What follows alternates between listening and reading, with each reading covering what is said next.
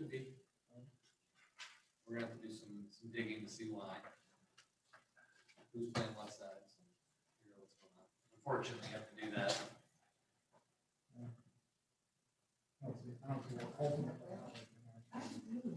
I don't think so either. I think some of the reluctance, I think the concern is that if we succeed, does that give a green light to other municipalities to do this as well, right? County related, either on the sheriff's side or fire. So if we succeed, does that make them nervous or this or that? You know, the town is thinking the road fast. They just did it, yeah. Well, I was just thinking, they're gonna be buying fire trucks. You know, more people buying fire trucks, maybe better price. It could. They usually buy them off of government contracts. They're usually custom made to each community. So then, Let's try to see if I can get an orange truck. I really want an orange one. We go off our logo to have the same color trucks and the trucks come out. It's nice. Be sure. But I might be going too far with it. Because red's just fine. green. You could do green.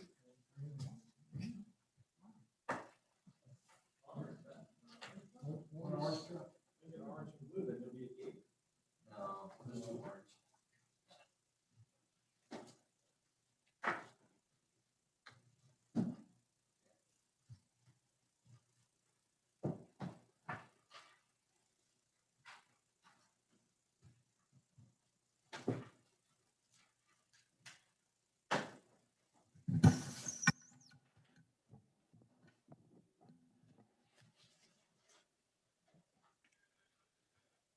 Ready to go.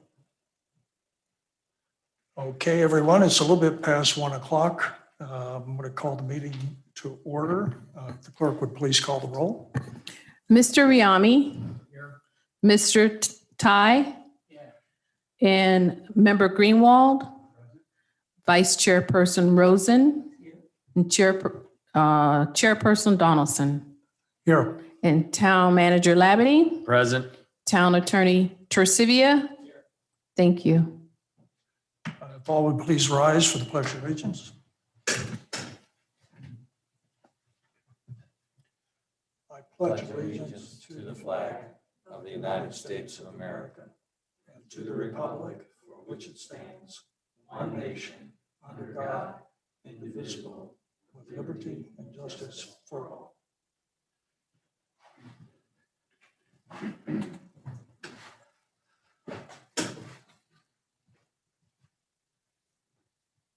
Okay, just a few comments before we go right into the agenda.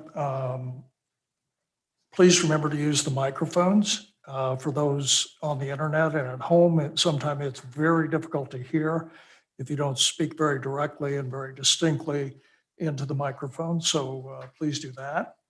A reminder that you may submit material to the town clerk or marshal's office in advance of the material. If you want to have it included in the packet or want to give them time to copy things and have them ready. I was running a little late myself on that today. Don't send anything directly to your fellow board members. Send it only to the clerk or the town manager's office.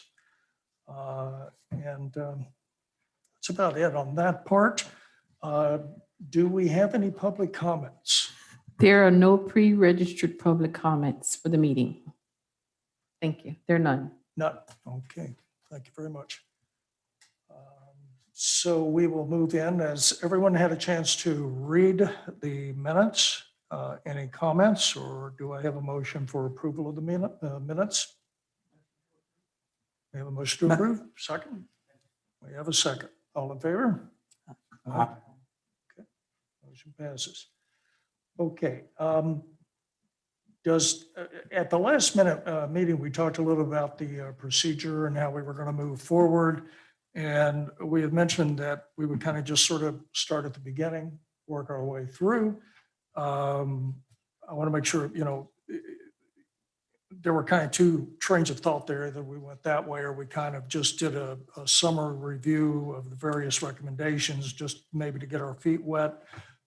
Still didn't know if anyone had any other preferences, or how you, if we're okay with moving ahead as we intended. Ron?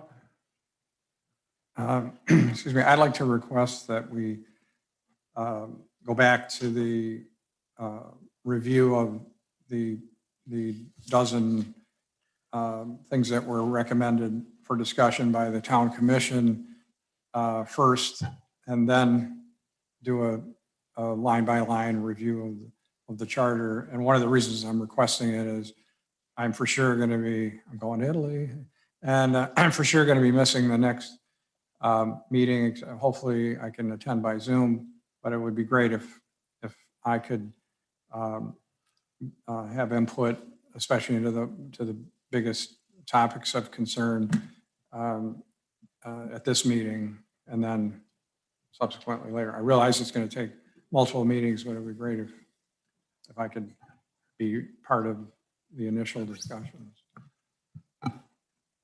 So I'm requesting that we look at the commission items first and then do line by line. Okay, so you're more of a summary kind of thing, not really to take any action or anything, just general discussion and then move into the line by line? Well, I mean, if we can, I mean, if you take, if we discuss like the first one, which is the terms of the commission, I mean, if we come to conclusion, great. If we need more discussion later, fine. But at least we address each one. If we can make a recommendation on each one, fine. If not, so on. Okay, well, in the overall scheme of things, we have a meeting, we have 5 more meetings scheduled. And we do have latitude to go a little bit beyond that, playing into the schedule that the town commission has to meet and interface if they wish to take some kind of action before the scheduled special election. So we may have a little bit of flex room here, but I had kind of seen at least the next 2 meetings to be reviews, leading to further review and first draft of recommendations.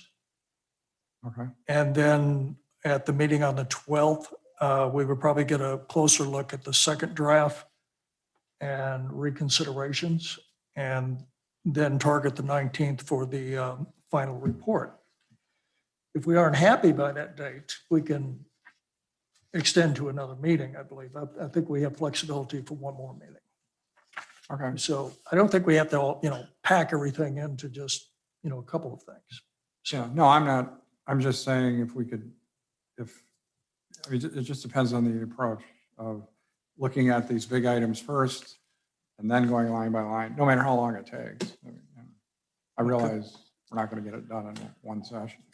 All right. Yes, Eva. Given that you're going to be absent and given that there are a number of items that have been raised by the present commission, I would be happy to just review what the commission wants or suggests, with the caveat that as we go through the line by line, we may have to go back and revise some of the discussion that we've had. But I think that it's a good opportunity to talk about the issues that seem to be most prominent up front, and then address that in the context of a line-by-line review as we go through it. Dr. Graham? Yeah, I'd also like to hear what Ron has to say, obviously, on some of these important issues. And if he's going to be away, we want to hear from him. But I would be strongly opposed to us making any major decision based on any preliminary discussions today. I think we're in agreement. Okay, with the consensus of everyone then, that's how we'll proceed on this meeting. We will give first consideration to the recommendations of the commission, talk those over. We will defer our own comments and suggestions, perhaps until later in this meeting, or defer them to the next meeting, depending upon schedules, and see how that shakes out. So if we're all good with that, that's how we'll tackle it.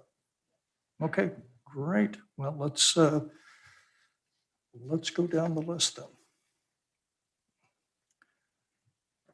Let's see.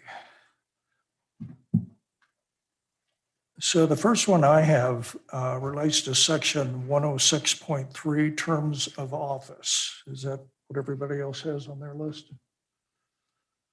Okay, and the consideration is to increase the number of consecutive terms for any of the commissioner offices to three-year terms to retain high-performing elected officials and consistency in governance.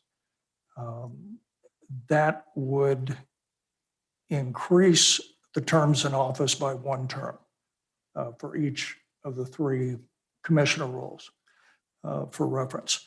So Ron, I'm going to start on the right here, and we'll just work our way here and end up with me. If you'd like to go ahead and kick it off. Right. Personally, I think that adding, some communities do this. I think adding a 3rd term, so like any person in office would have the potential of having 3 3-year terms. I think it's a very good idea. Obviously, they have to be elected, but it allows them the opportunity to serve. And in many instances, the people that are in office are doing a great job. I mean, let's assuming they're doing a great job. They want to continue to be active. The town wants them to be active, and yet they can't go for a 3rd term. I think that's short-sighted. I think obviously if someone is not doing well, then they're not elected. And I realize that apathy comes into play sometimes and so forth, and you could end up with commissioners or a mayor or something that you don't want. But the people always have the vote, and they can vote anybody out or in. So I just think for consistency and getting things done, and it's not like, it's not like we're the federal government or something where in most cases, we want to get rid of the people. In this case, I think retention is a good thing.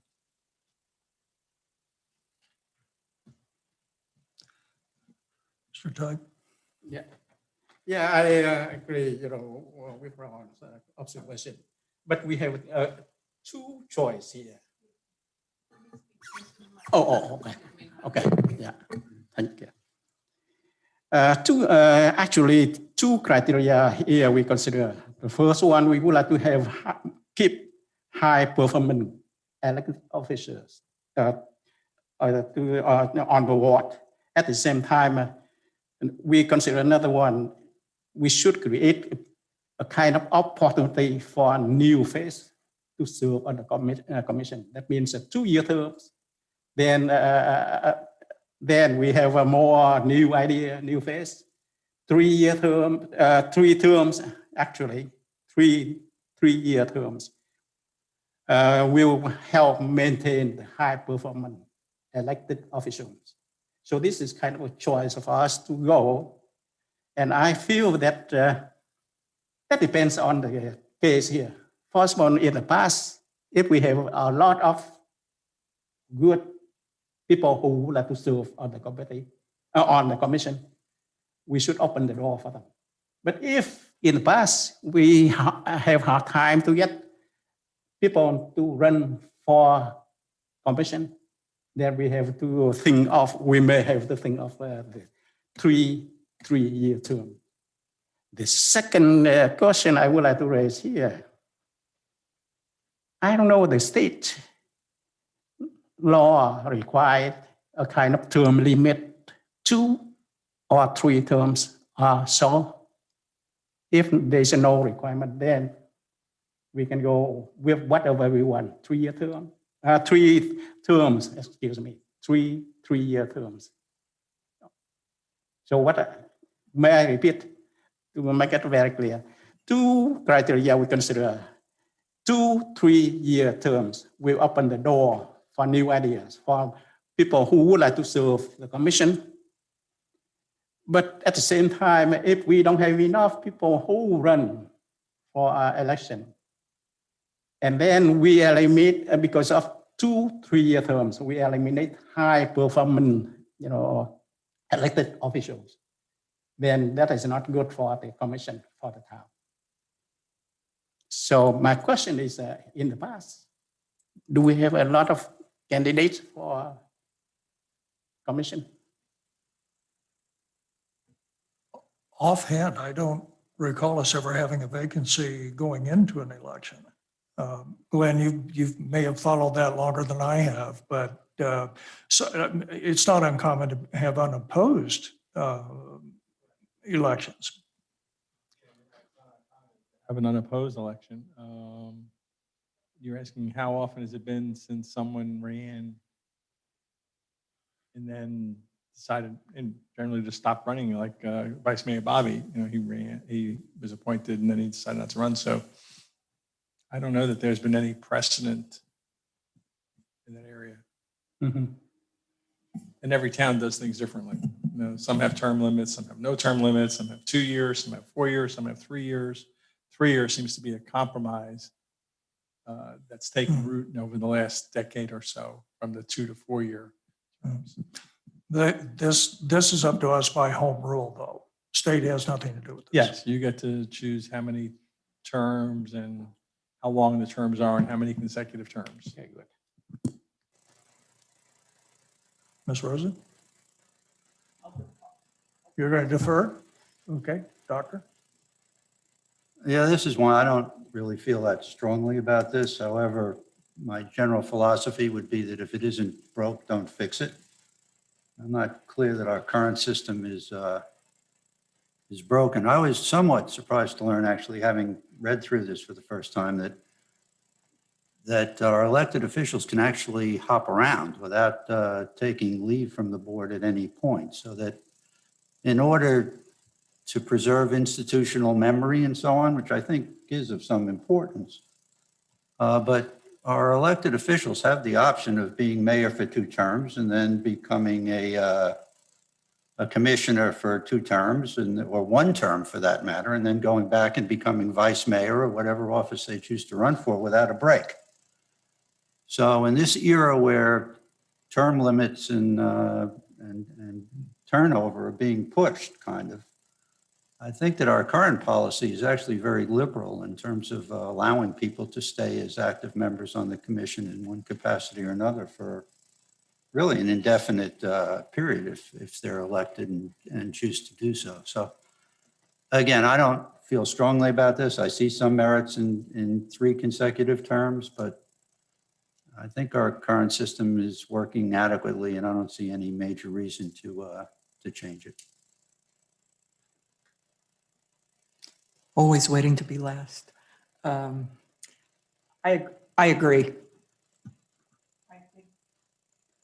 I think there's an opportunity for somebody who has, I'll call it term limited out of one position, to run again for another position immediately without, losing their presence or their knowledge.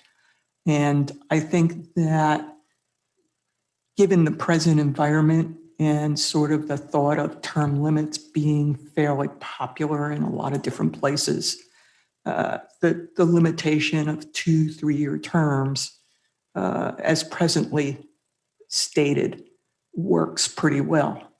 On the other hand, if the notion is that we want to extend the knowledge base of the present commission or the term of a particular of the commissioners, I would not object to going to 4 years rather than 3 years. And that would take it to 8 at most, as opposed to maximizing it at 9. I know that doesn't sound like a huge difference, but I really do think it is, and especially since many of our commissioners, and I think historically, are not young enough that succession planning isn't something that we need to think about.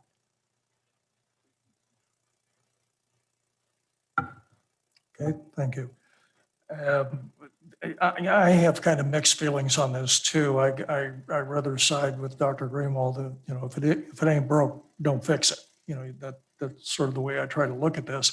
I understand, you know, this is a well-intended suggestion. You know, I can tell you from having served only on a year on the commission, it goes by very quickly. And trying to make the contacts, trying to get yourself ingrained into the picture, not only here, but, you know, through the League of Cities and other policy bodies, takes quite an effort. So I can appreciate the timing consideration in this, but it's pretty well established that incumbency is a really powerful thing. And incumbents tend to win elections at a very high rate, regardless of their performance level. At least one abstract I read suggests this is even more so in low turnout municipalities, and we're not a very big community. So there's some attraction to it, but there's also, I think, some downfalls to it as well.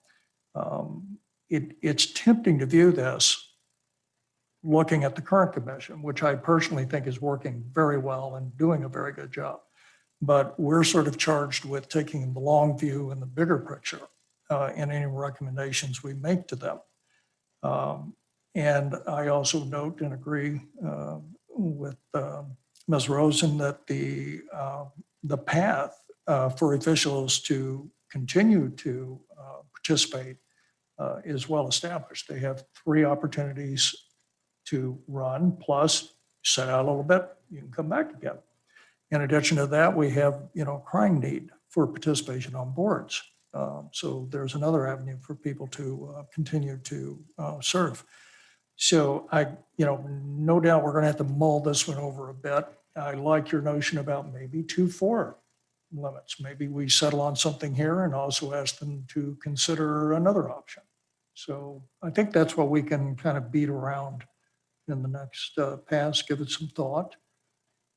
Let's document our thoughts and we'll pursue it at the next one. So anybody have any other follow-up? Ron, yes. I definitely agree with the 2 4s. I think if we were to embark on this, I think the 2 4s is a good compromise, 2 4-year terms.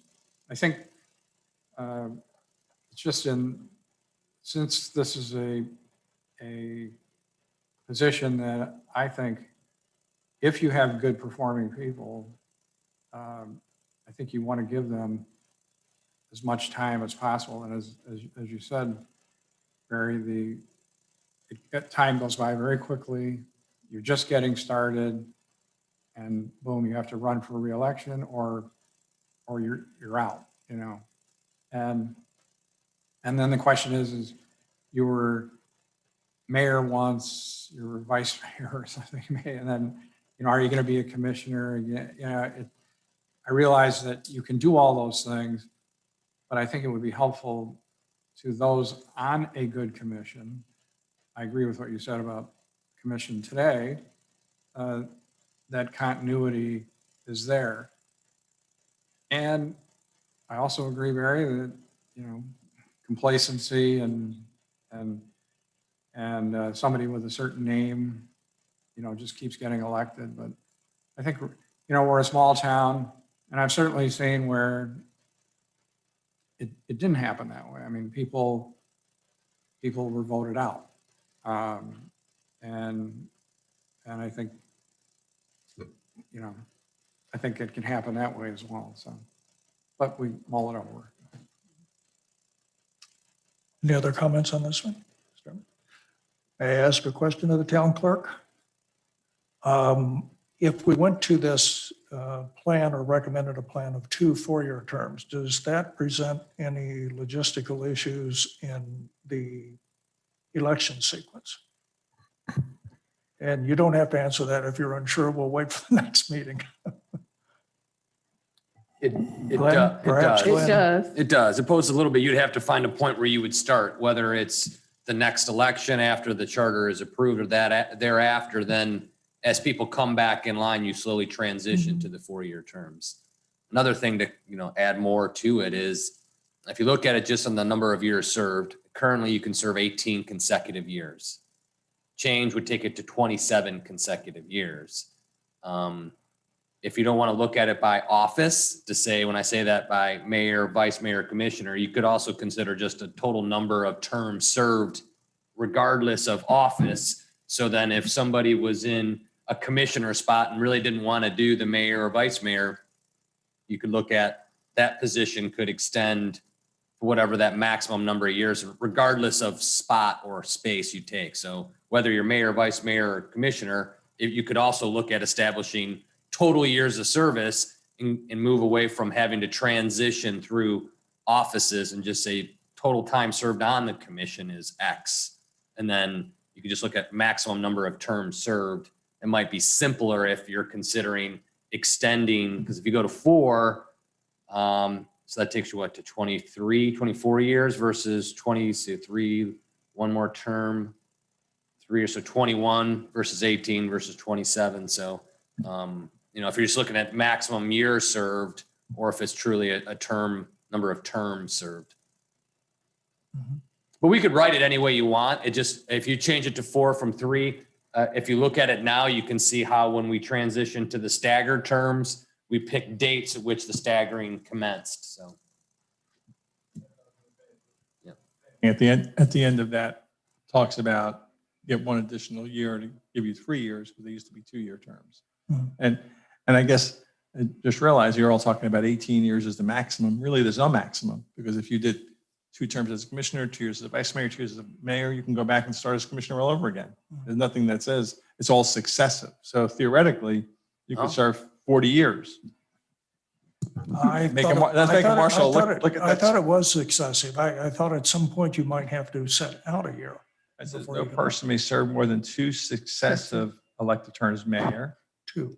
no more than 2 successive vice mayor, no more than 2 successive as commissioner. So as we've talked about, you can serve 2 as commissioner, 2 terms as mayor, 2 terms as vice mayor, and then it's not successive to come back and start over again as commissioner. So theoretically, there's no limit in the sense, as long as someone is Moving doing a around. good job and the people keep electing them, they could serve many years.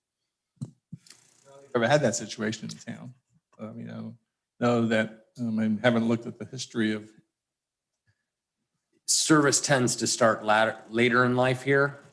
This the amount of when people get engaged. So I think there's just a natural term set. It's kind of dark, sorry. Just to play devil's advocate with that, if we were going to think about multiplying term years in rotation, as you said, then maybe another consideration is whether there should be a full stop on total number of years that can be served on the commission, regardless of role. And I'm not raising an opinion one way or the other about that right now, because I don't have one.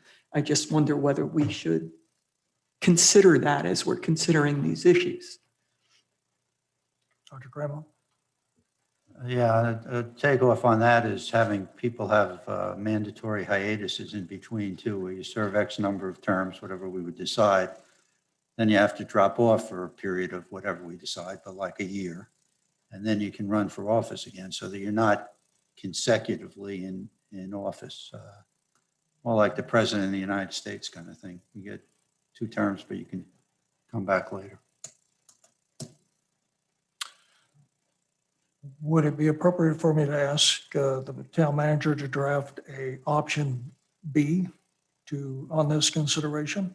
Or and bring it back to us? I will draft whatever you shall choose. So you tell me what to write and I can put it forward. I think there seems to be interest in possibly pursuing.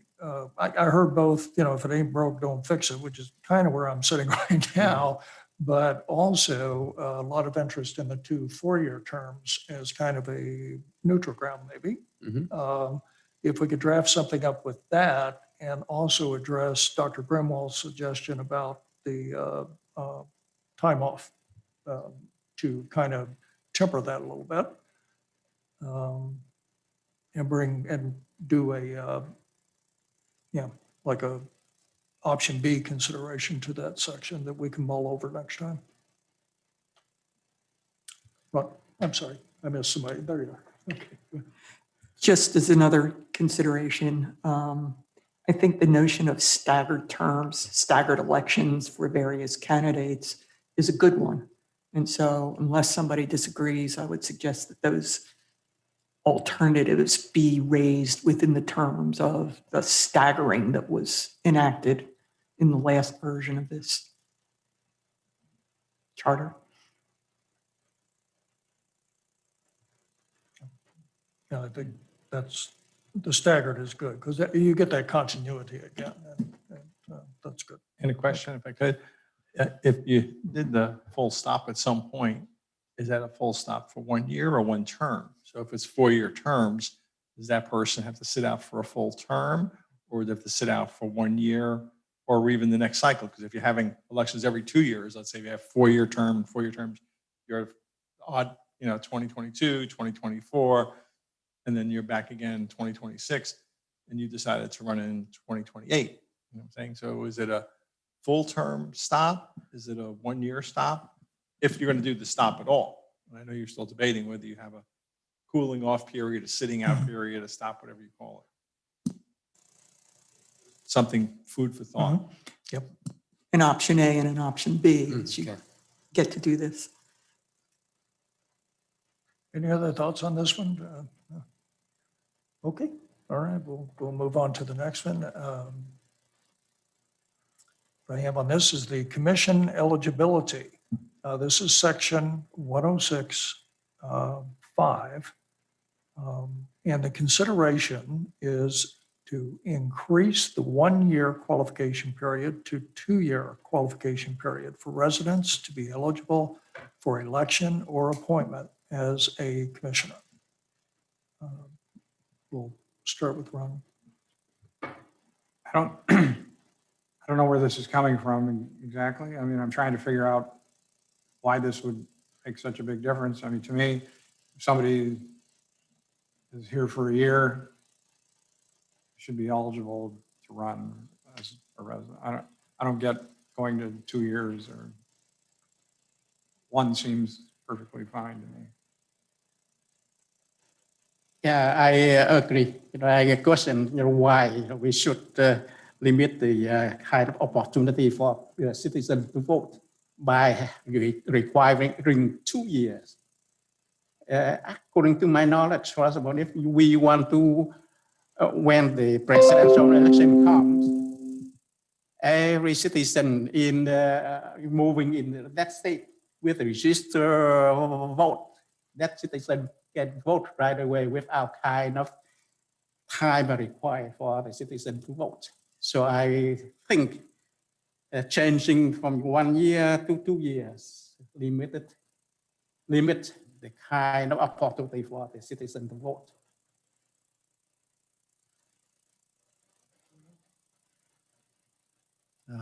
The risk of being a stick in the mud, I don't see much reason to change this either. So, although I think the commission at a recent meeting went in the other direction in terms of looking for people for boards where they were going to waive any sort of a residency requirement. But certainly for our elected officials, I think that they should have a residency requirement, but I think that 1 year is a reasonable period of time.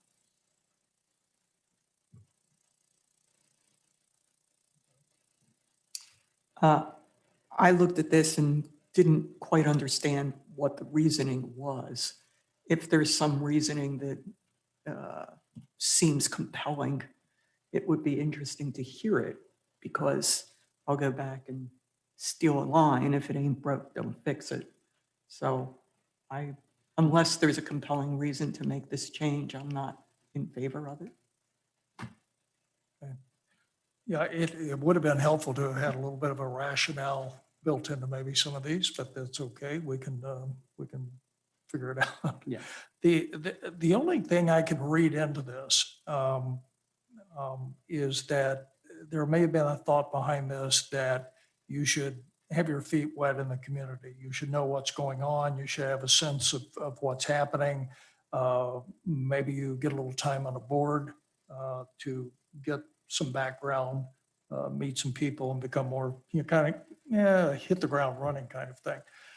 But 2 years seems a little long for somebody coming in that just plain wants to run and to be prohibited from running. I mean, we already have 1 year.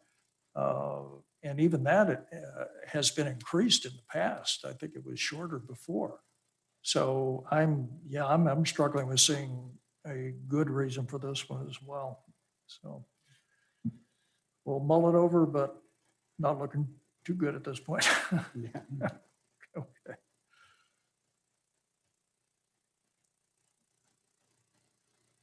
Okay. Now this is my favorite one. Section 106.11, vacancy in the commission.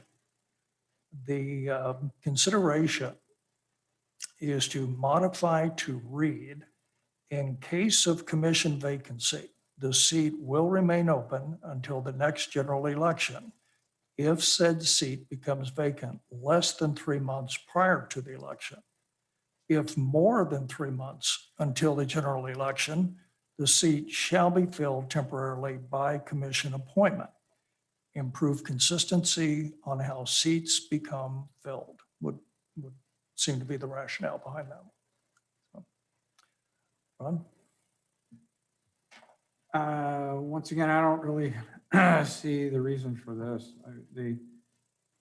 If there's a vacancy, the commission needs to appoint somebody, and for continuity and changing that, in my opinion, doesn't add anything. I don't get it.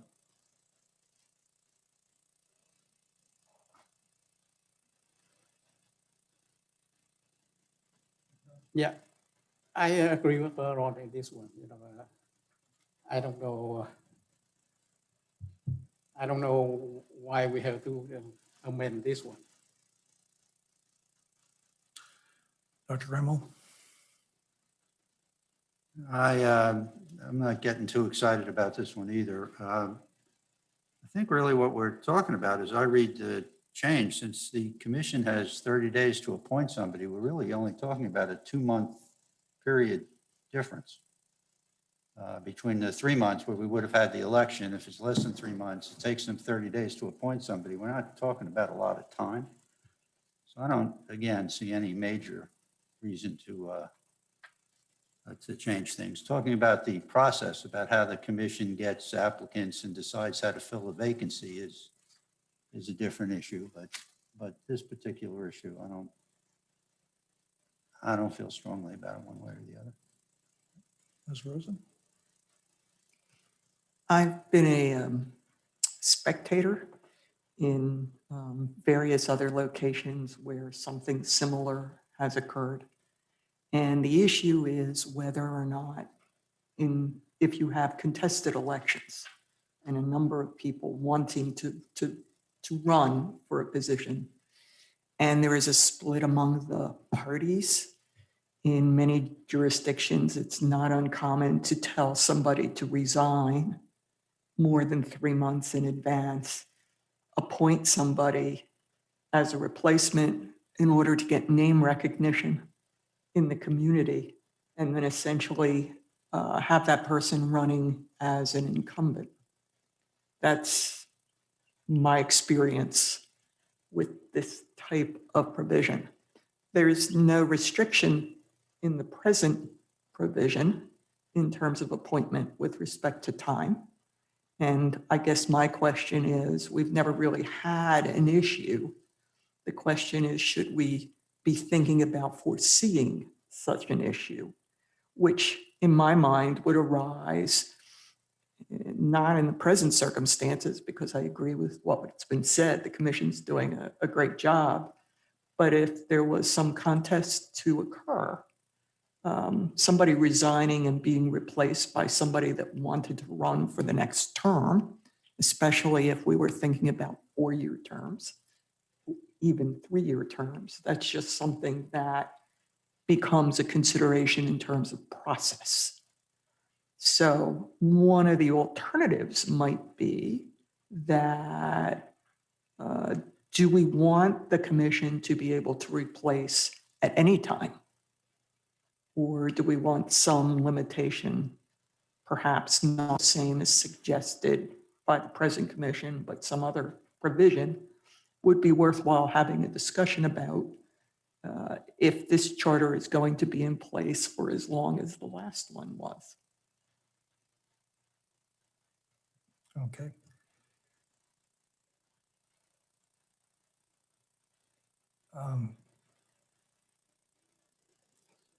If we wish to pursue something on this, and again, we may or may not, something that had occurred to me was that the consideration is fairly rigid. It says, you shall do this, you shall do that, and here's your timeframe. If we proceed with this on any level, I'd like to throw out that maybe we should grant the commission, or they should grant themselves through the vote, more flexibility by saying that if it occurs within that 3-month period, you may fill it. It's not mandatory that you do, but that you have the ability to. And I think the rationale behind that is that oftentimes there may be something very important that's sitting on the council agenda, and you need that unbalanced vote. As a footnote to the last time we had a vacancy that I'm somewhat familiar with, when we had to fill the vice mayor's position, we ended up with 4 of us and a tie vote on who was going to be selected. So that's the danger of not filling that seat and having it filled, because other issues may come up and you're stuck and it just drags on, and the people have lost their a decent representation on the commission. So again, they can choose to live with what they have. Again, if it's not something that's serious, I don't see messing around with it. But if they do want to pursue this and we could add our best thought to it, I would rather build in at least that flexibility so they have the option.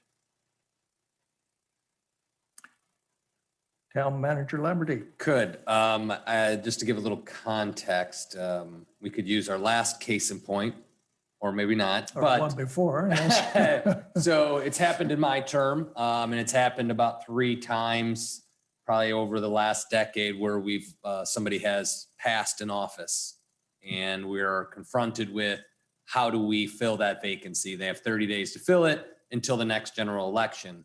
The trick is the timing on the qualification period for the next general election. So if we have a March election, we tend to find you have to be qualified by that first week of December for the March election. Now, we can get an extension a little bit, but again, it doesn't give a lot of time. So it's kind of a timing issue, which makes it difficult to write this more exacting provision, because it really depends on the supervisor of elections and what is a reasonable amount of time. If somebody was to pass, 10 months before the election, you surely would have enough time to solicit interest in the community. They could qualify, fill out all the paperwork with Linnell to get that filed at the state, create your election campaign, and have somebody run in there and keep that time short. Last time it happened, the trick is it happened at an unfortunate time where it was after the initial qualification period. And then we asked for an extension and they gave us a couple of weeks. Well, in a week, you can't find a reasonable number of people. Are you interested? I don't know, maybe. Then fill all your paperwork, go to the bank. So it's hard to really nail down that logistical period, because the appointment is really until the next election. So you really, 16 months really pushes the maximum amount of time that would be reasonable for an appointment based on if somebody was to resign or pass. Otherwise, it's a relatively shorter period, usually less than 12 months in general terms, once somebody goes that appointment lasts. So trying to time it becomes tricky with the county as to what the qualification periods are and trying to get other people interested and the like. Practical question. What does that do to the staggered terms? It doesn't change the staggered term, so that person fills in the remaining till the next election. And in the case in point with the vice mayor, which is a good one. So Vice Mayor Bobby came in, got appointed for a 8-month period, ran for the next election for the remaining 1 year of that 3-year term. So the staggering periods don't change. It's kind of goes to what you were saying. What we're seeing with Elsie Hastings' seat is you're going to have a bunch of people crush in to serve the remaining 8 months of someone's term to be the incumbent to run again for the next 2-year term, because incumbency does hold a good chance of victory. So it doesn't change the staggering of the term. So when you get to the next general election, if there's only 1 year left on that initial 3-year term, you're running for office for 1 year, which then you have to do it yet again to run for office. So really, again, I think the timing issue, I think the concern maybe at heart from those that are wanting to propose it is making sure that the electorate are really putting folks into the elected positions versus a commission appointing. I think that's the concern, I would think. But I think just on a practical nature with the timing, you're never going to really see an appointment be longer than 15, 16 months, because otherwise you have several months to get people interested to run for the remaining term. Any other questions on this item? Comments? Okay. All right. All right, I will mull it over and we'll crunch down on it a little more next time. If anybody would like to bring in proposed language for the next meeting, please feel free to do so. Submit it again through Marshall or Linelda. We'll take a look at it. Go from there. Okay, thank you. Good discussion.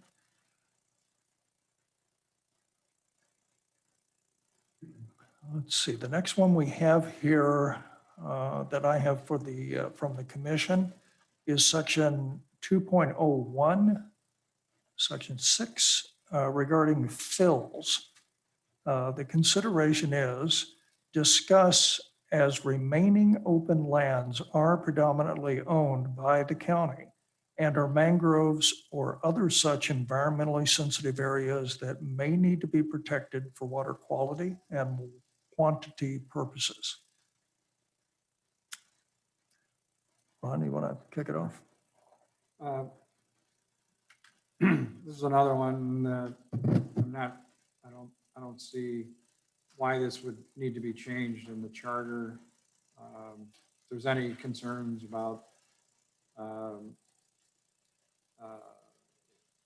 anything with mangroves or environmentally sensitive areas or so forth, that it looks to me that the charter is adequate now. And if there's other concerns, you would do it through ordinance.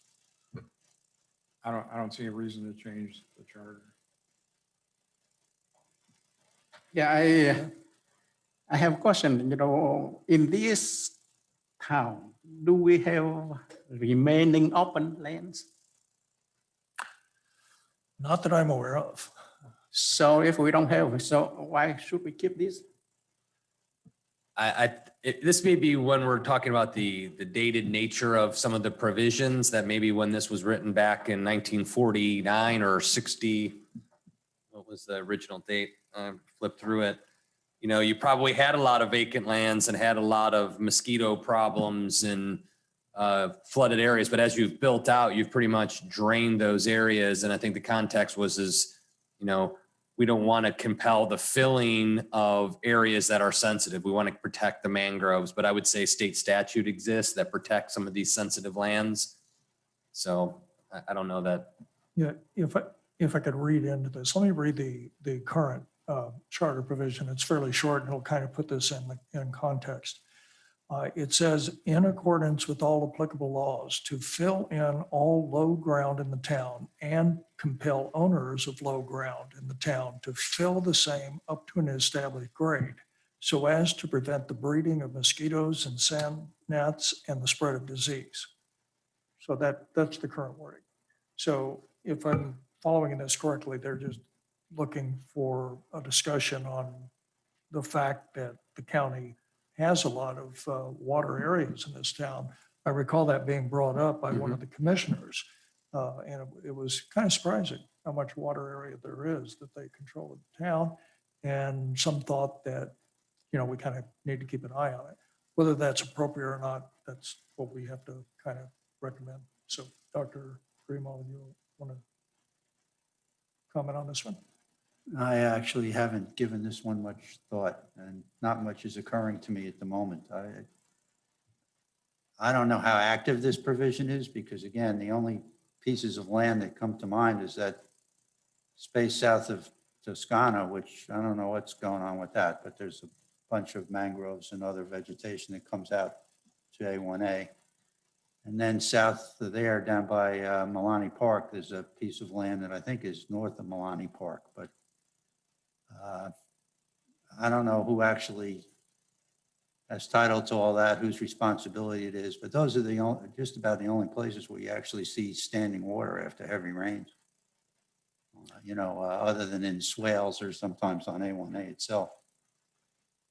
So I haven't given this one any real thought, but first glance, it would seem that we just leave it here. If it becomes relevant and we need it, we have it and we have authority. And if not, it'll just sit there. Town Manager Leverty, would you like to kind of educate us a tad bit on how this fill thing sort of works on public land? I don't know how it extends into county-owned land. So the county owns mostly what, in that conversation that we've heard, is wetland areas or mangrove areas. So they have basically, the county has a series of lands, or basically submerged lands or mangroves. Now, what the county wants to do with them, I think is a concern, but I don't know if it's enough to compel them to fill it. Most likely they would be holding to preserve it versus hold it to fill it because of the Lake Worth drainage district that comes down the intercoastal. They want to get more habitat, more safety. What we have seen as it relates to the Toscana property is they got a fill permit to fill in, 2 point some odd acres. The rest of that property has to remain as mangroves. And in exchange for that, they have to do a land swap, if you will, or a mitigation banking of other lands that are of private ownership for permanent protection in high value areas in that Lake Worth district. So I don't know how this provision goes one way or another. Again, the Milani properties, they will be filled. I hate to say it, but they will in a matter of time. The one piece being in private ownership of the Milanis under a settlement agreement, which they have to act on by 2025. Milani Park, which by 2025, the county has to indicate their final desires or they lose the property. So we're going to know, but there's inevitably going to be action on those two to fill those low areas up to remove the mosquito areas. We have other drainage provisions throughout the ordinance structure whereby we require certain drainage facilities to be built, how roads are drained away from private properties and the like. So again, that's kind of where we are, but I don't, in today's day, I think this is why this one I would say is a little bit dated, is maybe when this was written, no one wanted to protect mangroves. Maybe people didn't see the value, or they were in such the extent of them. That could be, I just recently saw an aerial from 1978. And if you look over at Bellito, there's like 6 houses that were there surrounded by mangroves. I could see folks being like, the insects, the infestation, the concern being leaving swampy areas next to residents to compel the town to protect its residents from a public health concern. The disease vector coming through mosquitoes is kind of dangerous. So, especially back probably when these provisions were written. So we do have the ability to regulate drainage.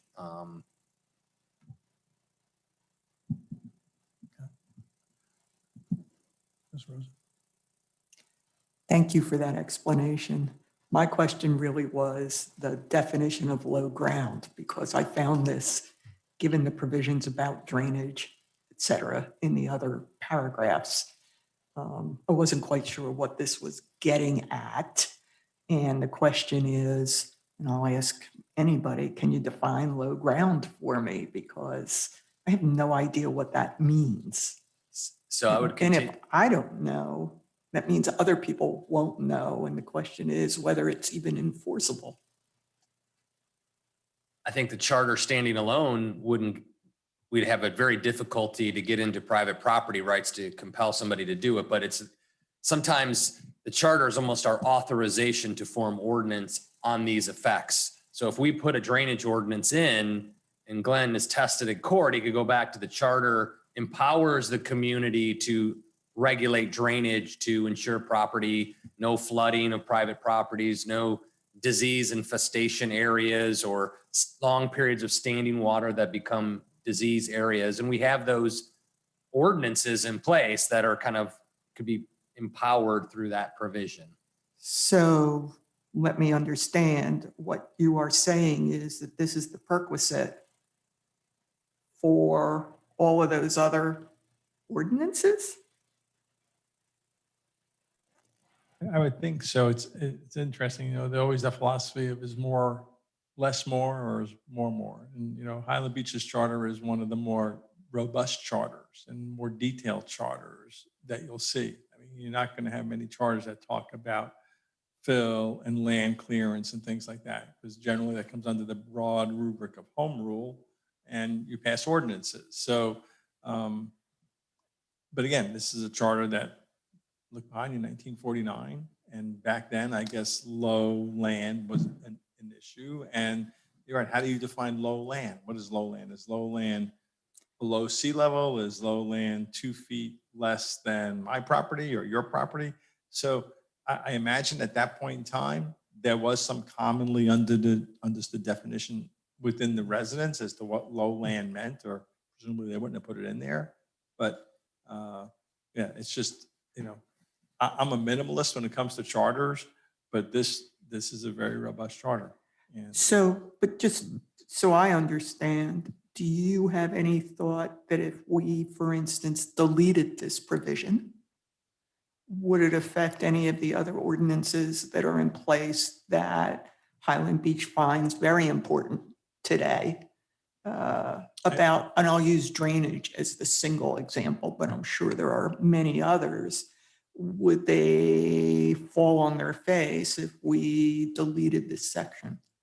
I don't know. I doubt it, because an ordinance would stand on its own. You wouldn't need this specific authority to give you the authority to Right. do a drainage project. But if you're going to go down that path, even though I'm a minimalist when it comes to charters, I'd rather research it, that specific issue, before you take something out and find out it was the underpinning of something that is important. Which I guess is where I'm going, is if we could have some understanding of whether or not there's a continuing need for this particular provision as opposed to an amendment, whatever. I'm just trying to understand. I'm with you. I'd rather be minimalist, but I do want to understand what the downside risk might be. Yeah, and the other side, I think both of you and Dr. Greenwald have said at one point, if it's not broke, don't fix it. And so that part of me says, okay, this hasn't harmed anybody. I don't know that this provision has ever been challenged. That doesn't mean But the maybe. point is, I'm sorry to interrupt you. The point is that the commission raised this as an issue that they wanted addressed. And I guess they must have a reason for that. And that causes me some curiosity. I guess maybe I overstate. So basically what you have are a series of suggestions and recommendations and thoughts of commissioners. They did not collectively approve this list and say, do this. This is just commissioners communicating to me their thoughts, similar to as you guys peruse the charter, like, should we change that? Should we do that? So this isn't a missive or a directive to say, you have to do this. This came to a commissioner and they said, should we be addressing this? Because we've had drainage issues. It says drainage. There you go.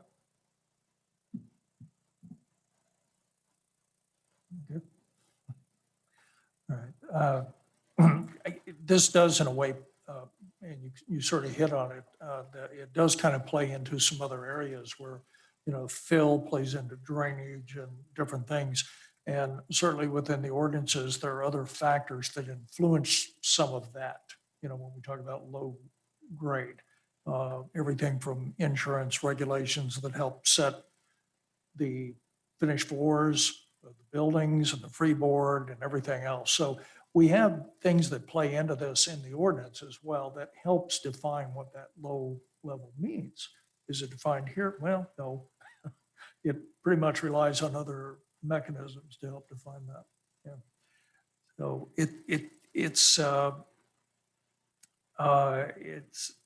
this is difficult.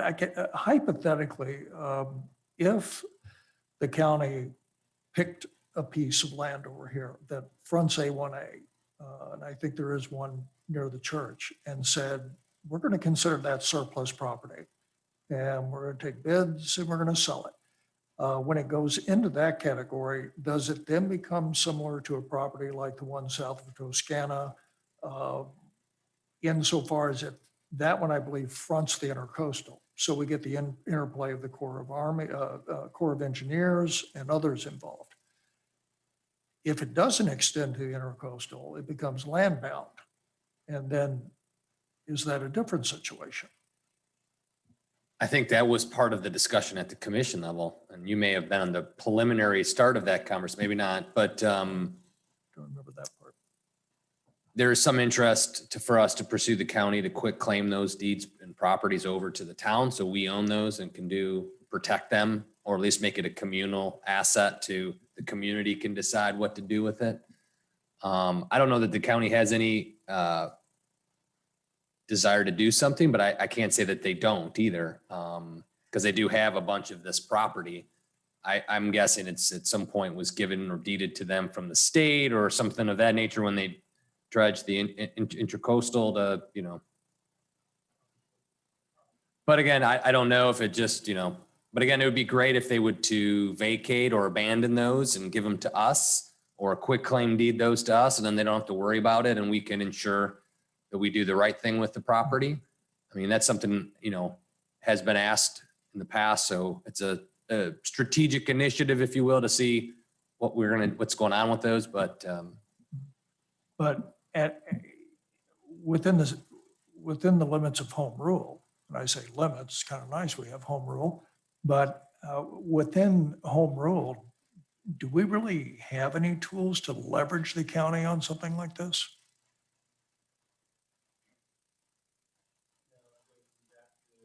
Negotiations and, frankly, politics. The county philosophically hangs on to property. They, historically don't like to give up property, like most people don't. Once you have the property and you give it up, then that's it. You're never going to get it back again. So I don't know whether the county considers those properties somehow environmentally sensitive, environmentally important. They do have a whole division of, environmental resource management. And, we talked with the county about, not to digress like Milan Park. Well, that's their beachfront jewel. They have no intention of giving it up. They don't want to give up their land. So yeah, I think Marshall has had conversations with them over the years, and maybe it'll bear fruit, but generally it's going to bear fruit if the county for some reason doesn't want that property. What I've seen the county give up is property like brownfields. Out in Belle Glade, they have, a former gas station at the county. Who got wants the it, tax right? deed sale. So we're happy to give that to you, city. So that's what you're really generally going to get, unless there's some big political push to get a specific piece of property. Okay. All right, thank you. And we kind of touched on, cleaning up a few things here and taking something out. My only worry about that is that people are just highly resistant to change to begin with. And if we start trying to tweak too much, we might sink the whole boat. So it's tempting on the one hand to really modernize and streamline this thing, but I think we'll have to be real sensitive about something like that. Ron? Yeah, I agree. I just don't see, this discussion is really not part of the charter. I mean, to me, the charter is fine with respect to Phil's the way it is. I just don't see any any reason to change it. This discussion is a whole different topic. Okay, thank you. Let's move on to an interesting one here. Next one up is section 201-30, funding limits. The, did I miss one? Am I on fire and rescue? How did I miss fire and rescue? Oh, I'm sorry. I actually went, gosh, we still have 2 to go. Okay, well, excuse me. I slipped on my screen here. Thank you, Ron. Section 201-9, fire and rescue protection. Consideration is to include a provision that requires voter approval to enter into an interlocal agreement for the provision of all fire rescue services. As everyone knows, we are in the process of formulating a new fire rescue department. This somehow plays into that. So we'll talk this up a little bit and see what we have. Ron? I think this provision is good in the sense that however, it's worded that you need voter approval to, in effect, change the services that we have. So right now we have our own police department, and then soon to have our own fire department.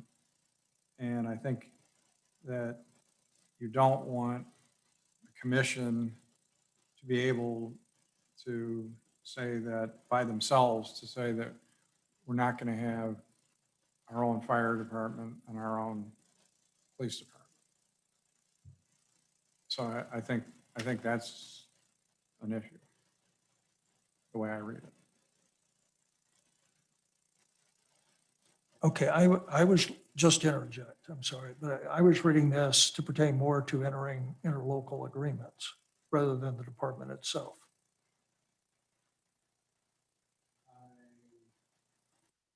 Mr. Chairman, maybe I could add a little on this too.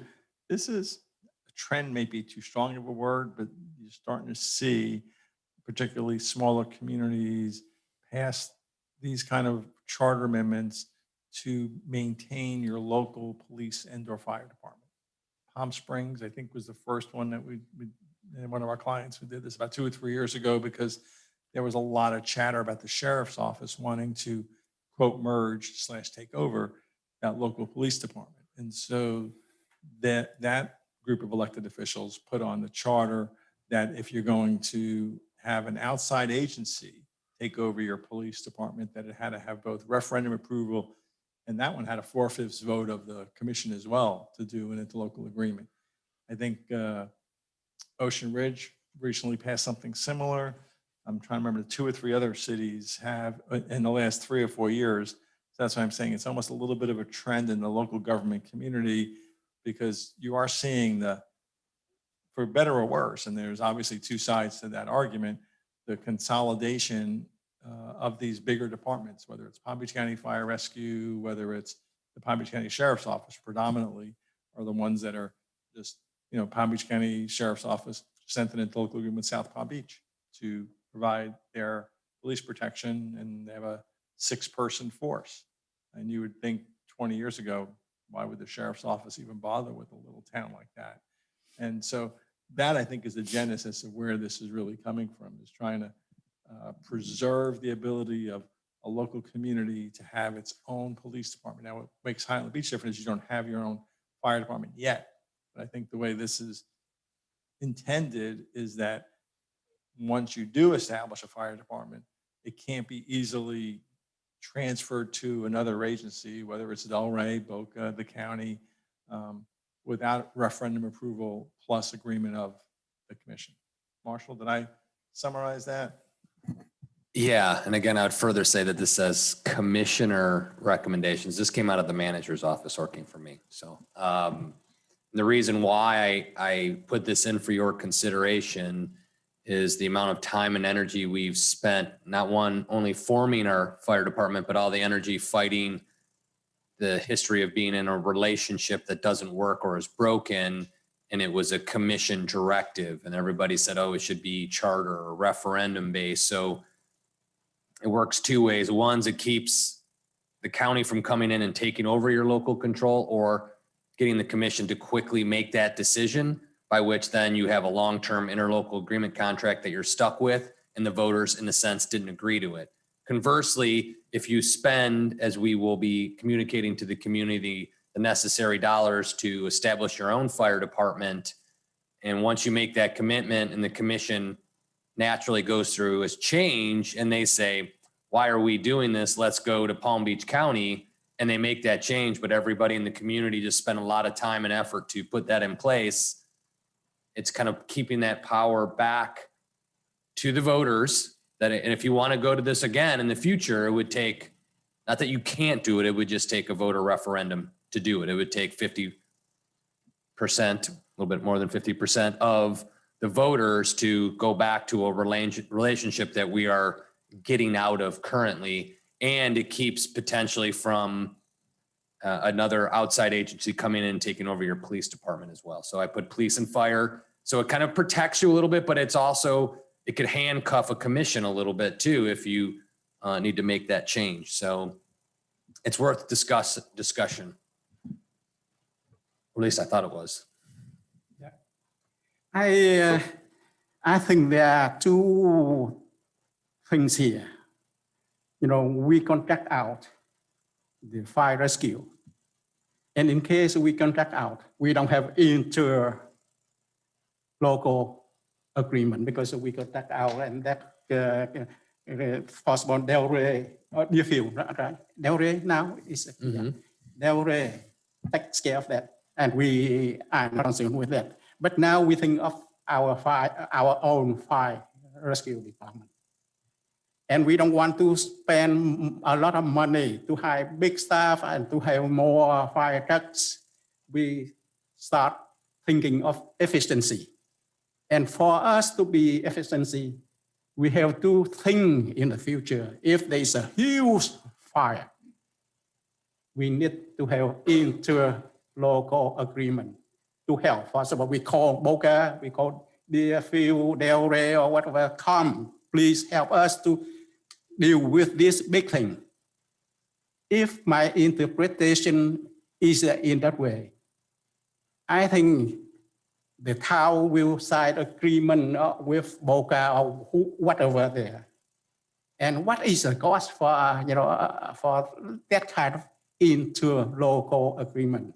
If the cost is minimal, not much, why should we have a voter to approve? The commission can make a decision. That is my thinking. If my interpretation of the meaning of the proposed amendment here is correct. So we talk about efficiency. We don't want to have spend a lot of money on fire rescue department. We have 1 or 2 fire trucks instead of 5 or 6. Let them sit, idly. So we try to minimize our costs. And in other aspect, we want to protect our citizens. If there is a huge fire with that kind of constrained resources, we cannot deal with them. So we have to think of inter-local agreement.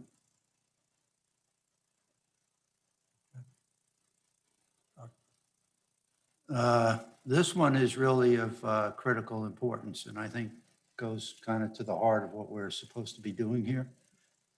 Because this one really, in its expanded form, has to do with the powers and scope of the commission versus what needs to go to referendum. And again, while it's couched here in terms of just the fire services, fire rescue services, obviously, because that's where we're having all our controversy in starting our own fire department, et cetera. It really pertains to a lot of other services. Mr. Torcivia alluded to Sheriff's Department versus Police Department. We already have our sewage facilities. We have our own pipes, but our sewage processing is done with Delray.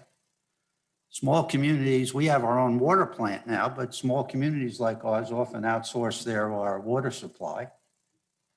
So we're really talking about something here that has to do with the powers and scope of commission functions, and I don't want to weigh at this point what I feel we should be doing with this one. But this is an important one, because when we make this kind of change, it really takes away a lot of power in this area from the commission and gives it back, if you will, to a direct vote of the residents through a referendum. And one can always argue that the closer you get to the people, that's a good thing, but there are also certain encumbrances where you want your elected officials to be responsible for governing, and this, in its broader interpretation, really has the ability to take that away from the commission. So this is one that, in its broader terms, I think we really have to look at closely before we make any changes in our current system.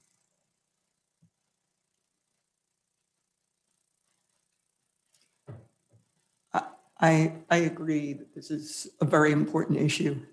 I think this goes to the heart of what I'll call the executive functions of the commission versus what should be decided by referendum. I think that experience will tell that referenda create their own controversy and create other issues. So I think that it's worthy of discussion as to what the ultimate executive power of the commission is or should be. My second question is that even with the creation of, in this instance, the most immediate instance, the fire department, there still will be some intralocal agreements, right? And so to the extent that this is written, it would hog tie the administration. I'm just trying to understand what the drafting would look like. Yeah, I tried to get it when I said and underline the word all. So you could do mutual aid. You need mutual aid. You have to do mutual aid. It's incumbent upon having your own fire department. It's basically turning over all of your services through an interlocal agreement. Basically, the Delray model that we have, or the stories that you're hearing of the sheriff's department coming in and working the commission to give up their police department or let them provide that police service. Efficiency or not included, it just, should that decision be made, as we're talking about, by the commission and the commission alone, or when you make that kind of service change in long-term relationship, should that be something that the voters should be voting on to authorize? Because I've heard a lot during this, in the 3 years I've been here, I've heard a lot of, why did we do this? Or why didn't they do this or that? Or how come we as voters didn't get a chance? And who signed this contract or did that or this? Well, a lot of that could be a moot point if we told the voters, hey, do you want to do this or not? So that gives strength to the commission. So once they're in an interlocal agreement, they can maintain and speak, but it can work against it too, that if you sometimes need to make that change, and if the electorate is not engaged in that conversation or informed, that could wreak problems, cause problems as well. So this is more of a protective clause when it initially drafted it, but as you guys, that's why it's good, right, for discussion, charter discussions I do like. So, because it could, what you do to protect yourself actually can hurt yourself at the same time. And I agree with you. I think that this type of provision needs to be a little bit broader of an assembly of discussion here in terms of what do we view as the executive function of the commission in general in the charter, because right now the charter essentially says to the commissioners, go forth and do business. And it's nice if you communicate, and if the public doesn't like it, the repercussion is that if you run for election, you don't win again. So that's philosophically what this charter seems to reflect. The question is, if you change this or you change some of the others, are you changing the perspective, if you will, of what the charter does to become more voter oriented. And is that a good thing? Or does that slow down, speed up, change the way the commissions look at various issues? So it's really hard for me to conclude anything on the basis of one provision without understanding essentially, I'll call it philosophically, but it's really way too big a word for what we're saying, but practically what we expect from this charter in terms of the authority given to the commission, and whether we are looking to change that or whether we think it should just stay the same. And if it should stay the same, then you have to judge each of these provisions as, is that consistent with the decision that it should stay the same? Or is it inconsistent, and do we need to go back and revisit that philosophy of what the commission should be doing? Mr. Chair, if I could. Go ahead. Yes. All of you have, particularly Ms. Rose and Dr. Greenwald, this is that age-old question, representative democracy. Is it the people get to vote? Is it the legislative body on behalf of the people that get to vote? And in this case, it is protectionism in the sense that it requires both. And I really do think why you're seeing the trend is because over the past 20 years, you've had the growth of almost a Miami Metro type sheriff and fire rescue in this county. Now, I'm not saying whether it's good or bad. I mean, I can argue either side of that point, but 20 years ago, you didn't have a little earlier than that. In the 1980s, there was no county fire rescue department, just from a historical perspective. There was a truck, a rig, some at the airport. That was the county fire department, the airport. And then in the mid 80s, the county consolidated what were a lot of independent special taxing fire districts into one, and that created the county fire rescue. And over the years, county fire rescue and frankly, in the union involved with county fire rescue has been very aggressive in pushing the expansion of county fire rescue to things like mandating the level of service. So how many firefighters, EMTs, paramedics are on the ambulance or on the truck? And there's two sides to that argument. Better level of care, more creation of jobs. Which is it? It's a little bit of both. So that this debate's been going on since the 90s in this county. And what you've seen is fire rescue initially being the one that there's now Palm Beach Fire Rescue in Palm Springs, for example, in the Glades. They've taken over many, many municipal fire departments. The sheriff started following suit, and the sheriff would do the same thing, go to a community and negotiate an agreement where you pay a fee to the sheriff to get an enhanced level of service, not just unincorporated Palm Beach County, whether it's the same, better, different than your level of service that you have here.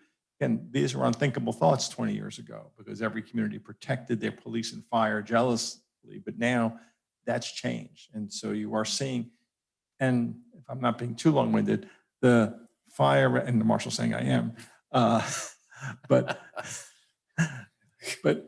they have two different approaches. Fire rescue fee for services is based on millage. So there is no deals that are cut. There's no discount. So when the commission talked about fire rescue, I think Ms. Donaldson might have been on the commission when we had this conversation. If Palm Beach Fire Rescue were to come into Highland Beach and be your fire rescue provider, it would be double what you're paying Delray now. It'd be over $10 million a year because it's 3.6 mils. Your millage rate, your values are so high that generates a lot of money. People in Belle Glade at that same 3.6 mils are paying about $2 million. You'd be paying 10 million. They're a bigger community with more people, but their value of their property is less. So fire rescue is based purely on millage rates, where the sheriff's office is based on a negotiation where they say, well, I'm making up a number, each officer is $150,000, $200,000. And if you want 10 officers, it's going to be $2 million. I said, South Palm is about $1 million a year for 6 officers, where other communities are, I think Lake Worth is somewhere in the 16 million range. So they have two different approaches, but both have expanded into this more metro. And that's where you're seeing smaller communities push back and say, wait a minute, one election, 3 people up there, all of a sudden they give away our police department, our fire department, and we lose local control.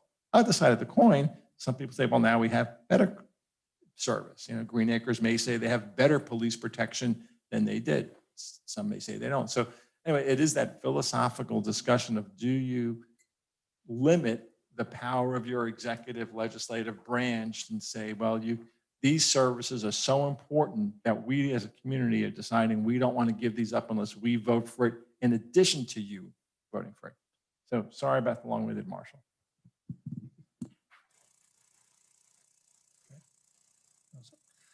All right.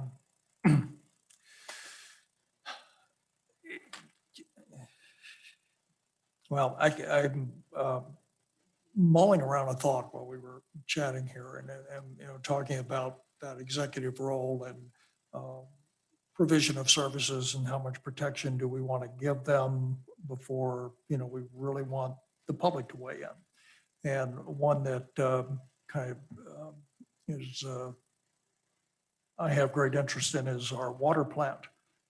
And wondering if there's any value in extending that same protection to them, or should we continue to leave that open with options to privatize at some point in the future? Just, you know, again, you know, how much do we want to build into that? Again, from a charter, our function is the Charter Review Board. I think that all these functions should be looked at under the charter, whether it's sewage services, whether it's water services, whether it's fire services, whether it's police services. And we may have other services that I'm forgetting about.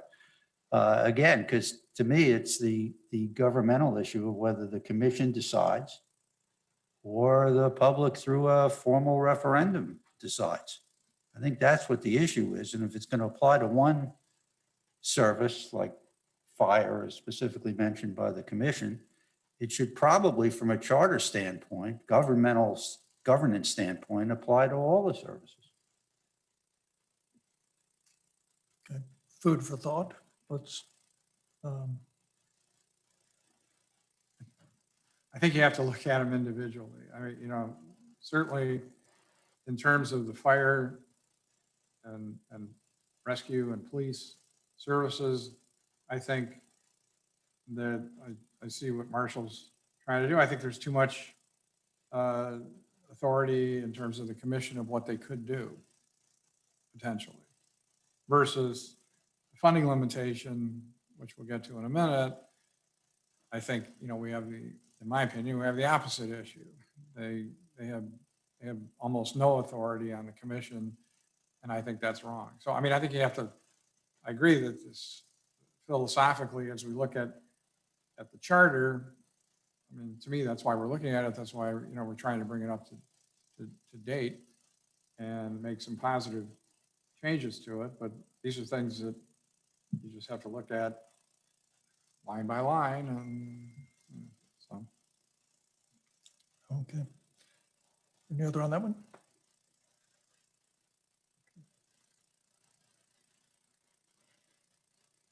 Okay, next one up is drainage.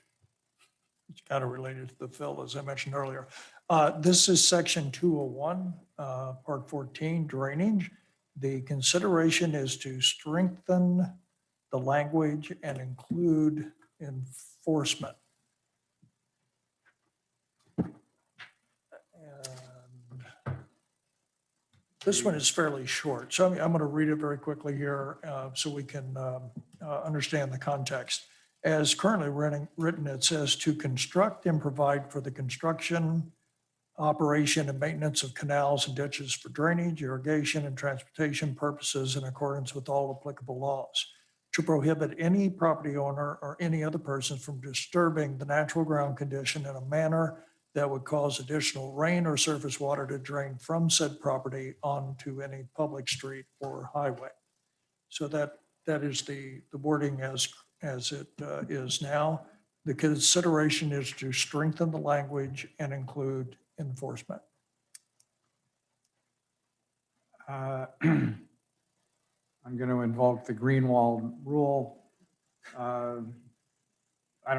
It's not broken. Anything that needs to be done should be done by ordinance. I don't see any reason to change the charter.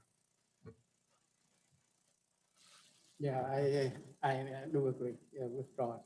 I don't see anything to enhance this clause.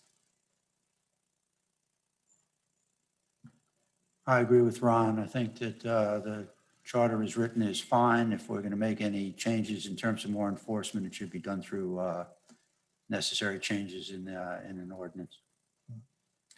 And I agree. This seems to be better addressed by ordinance level.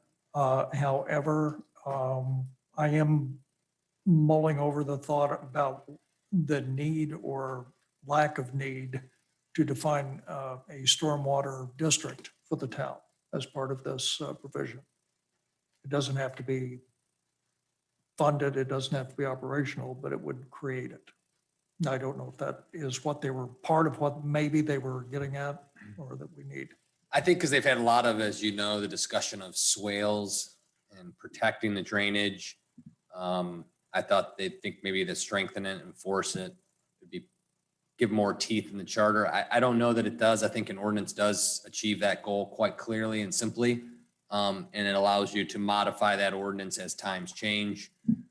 You can create a district, like you're outside of the charter, you have all the rights to establish a drainage district or a special assessment district. You have those abilities through other provisions of the charter. This one is pretty clean, allows you to construct, build, assemble, whatever it takes to make drainage happen, so. But the current charter specifically created a road district, streets and road district. So is that again a housekeeping kind of thing where they really didn't have to do that, but they just did it to institutionalize it in the charter? Are you talking about provision 12, streets and sewers? Yes.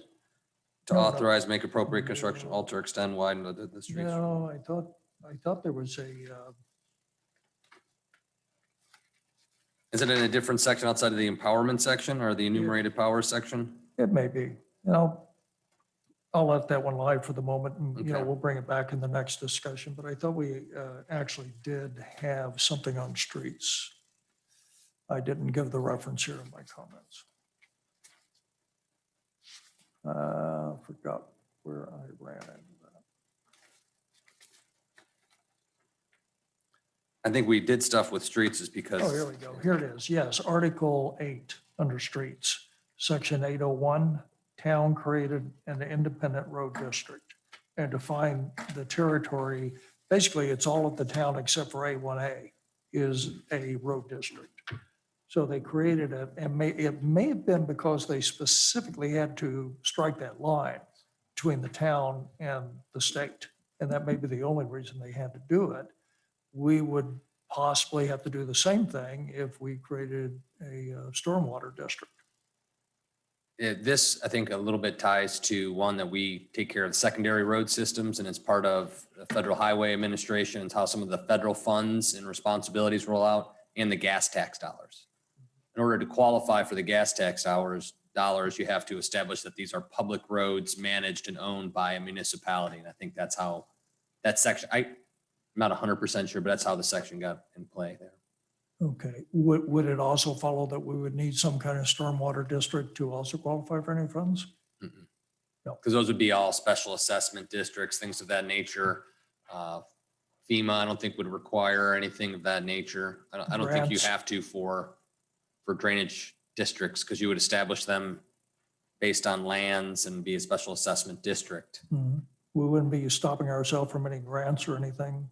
But Because we could establish it by ordinance. I mean, as Glenn, I'd go to what Glenn said, this is a very robust charter. I mean, you guys kind of covered everything when they put this together. Probably don't really need to outside of, we're Highland Beach, these are our boundaries, here are our statutory powers, and then go from there. I mean, you really didn't need to go any further, but they covered everything just to make sure that everyone understood what those powers are. Okay. All right. Any other comments on that one? We're good? Okay, let's move on to the next one. Let's see. Here we go. All right. Section 201, Part 30, funding limits. Consideration, increase the funding limitation from the current $350,000 for any single project or cumulative projects to a higher amount established as a percentage of the operating budget of the town. Suggested modification and some options here. Maintenance projects would be limited to no more than 10% of the combined operating and enterprise fund budgets. All other town projects would be limited to no more than 7.5% of the operating budget, including the expansion of town services. Well, here we have certainly one of control of what does the town want the commission to be able to do? And what is the town saying they want to retain authority over spending money? And the question is, what are the amounts? I mean, when I surveyed other towns around Florida, we're the only one that has really anything like this. I mean, most of the towns, everyone that I found except Palm Beach, all of them have unlimited authority for their commissions. And the Palm Beach, it was simply based on a percentage, something like 5% of the total value of the property in Palm Beach. So obviously that number is like an unlimited number anyway.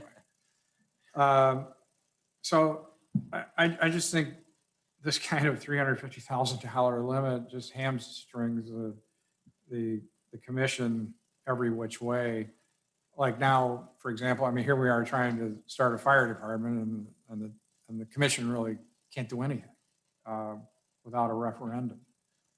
My opinion is that maintenance projects should really be unlimited. You know, when I think about my own condo development, that's kind of what we have is, you know, if it's maintenance, it can be done. It can be fixed.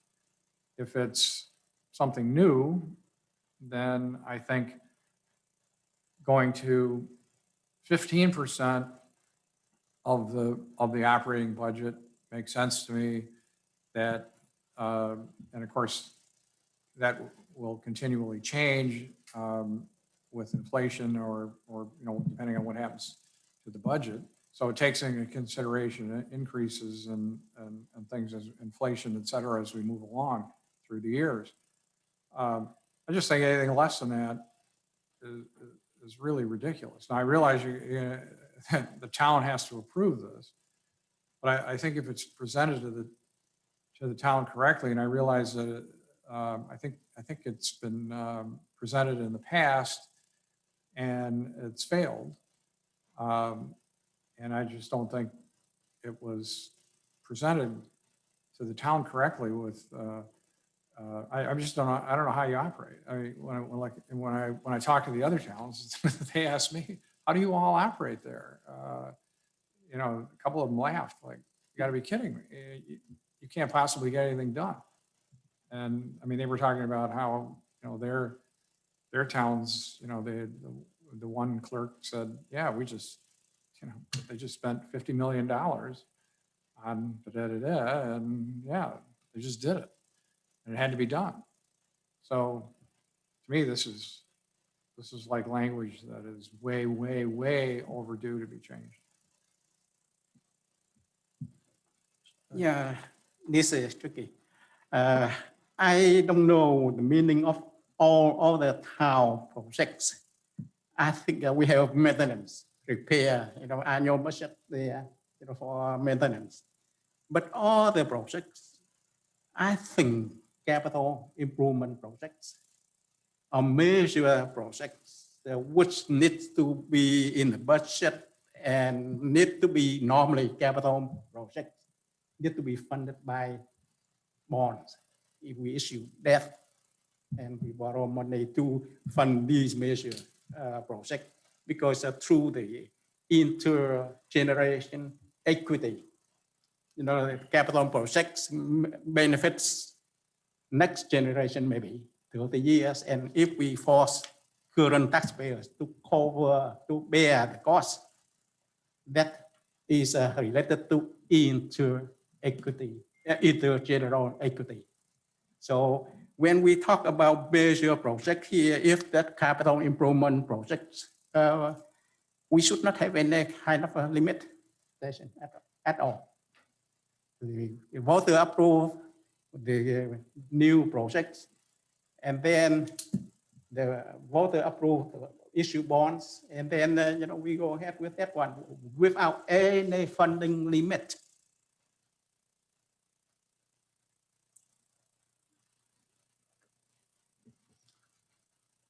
This obviously is going to require a lot of discussion in terms of where we should end up. I think it's pretty clear that we need to make some changes. I mean, just watching Marshall go through the machinations just to try and get crosswalks approved, and within $350,000 was like insane after a while. I mean, here's a project that, as best as we can tell, most people in town wanted, certainly, and it just, well, this bid came in 50 grand too high, we can't do this, we'd have to spread it over 2 years. That gets to be not good. On the other hand, our town has a history, at least while I've been paying attention, of voting down any capital project referendums ranging from a fire truck for $500,000 or whatever. I forget the exact number, so I may be wrong, don't quote me.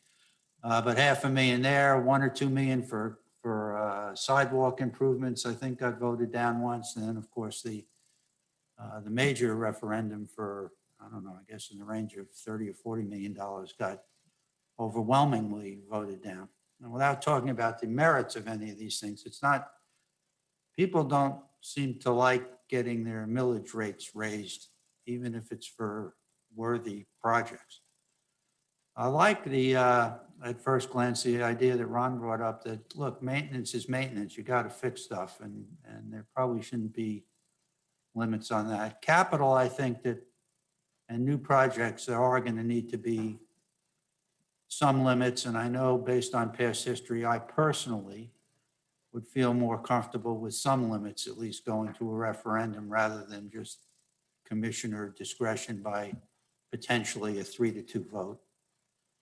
There are different ways to do it. I don't know what the best way is, whether we go with percentages, whether we can have sliding percentages versus based on whether the commission votes 3-2, 4-1 unanimously.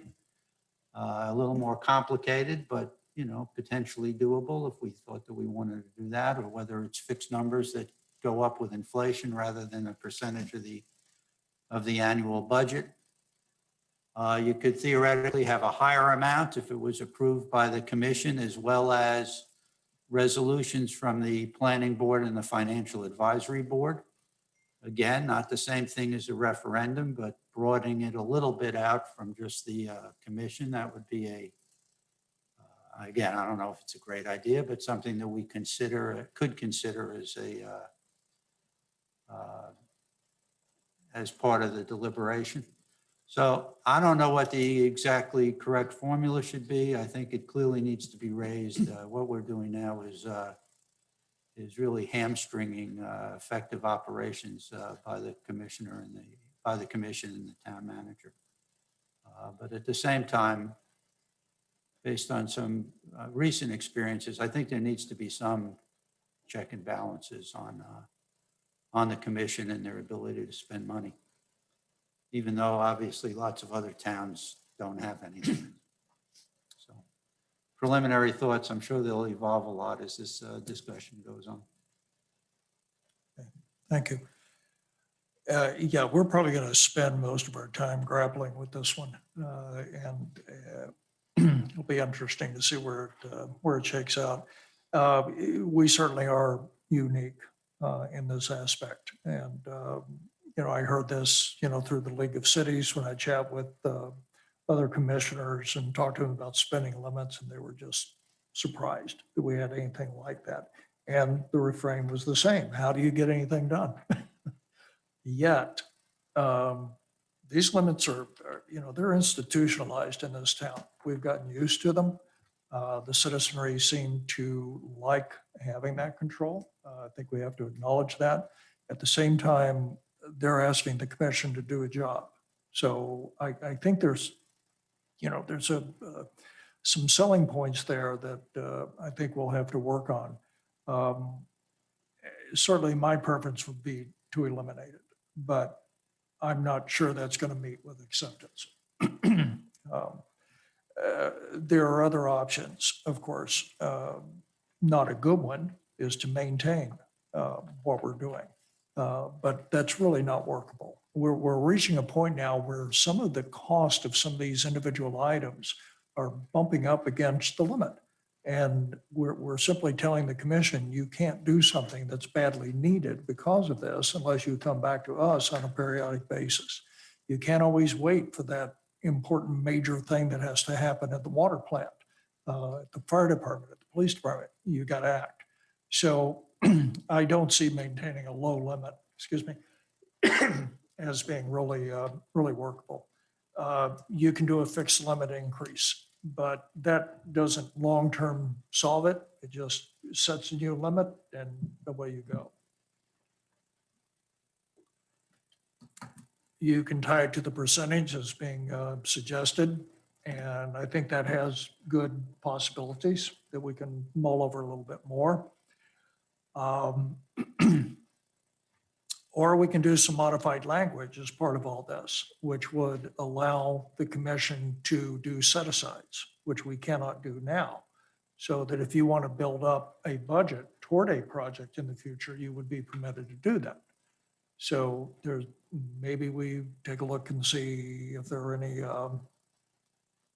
any ways to do that, and if that has any potential, or some combination of all those things. So it's going to be a puzzle. And I don't think anybody has the clear-cut answer today, and we'll just move on. As we develop thoughts, as you develop language, I'd encourage everyone to draft up some thoughts, do a little research, bring in the rationales, and we'll hammer away at it.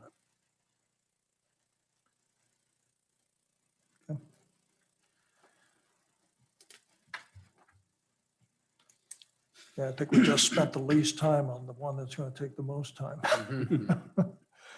Okay, next section, 3.021, payment of lawful debts. The consideration is to grant the finance director and town manager the option of signing checks electronically. Financial management systems, dual authentication and security have allowed for assurances needed to allow payments without commission signature. Also, the finance director and town manager are bonded while the commissioners are not. Marcia, you may want to enlighten us on this. What is the current setup? Sure. Again, this is a section I put in there. The way it's currently written, I sign the check and then have to have a counter signature of a commissioner. So they come in physically to sit and sign checks. It's not the end of the world, but it's relatively inefficient. And by the time the checks are processed, they've already gone through an audit trail system where they have to put the proof. It gets tested against the purchasing ordinance. It goes from the department head to the finance director through the town manager. Then the checks are generated based as it's tested against the budget. If you run over your budget limit, it requires a separate set of action of budget amendments or budget transfers that have to be occurred, potentially approved by the commission. Expenditures outside of budgeted dollars have to go back to the commission. So we had, and when we talk about banking this, it's all dual authentication. We have little token cards that generates all these numbers to test against.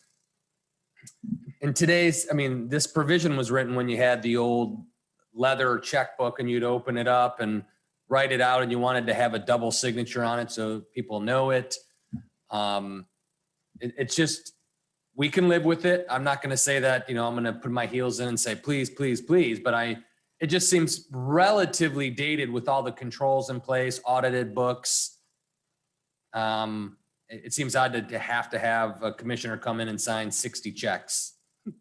So it just seems a little bit of a dated process when we have systems in place that do this. So you could say, oh, you could have a digital signature. Well, the way our system works, then a commissioner would have to come in, log into the financial management system, and then go through all these extras, like almost like managerial tasks. So I don't know. I don't know that it's, if we can progress there or if we want to keep it as it is or put a threshold where a commissioner would have to come in for any check over 50,000 or something of that nature, or 20,000.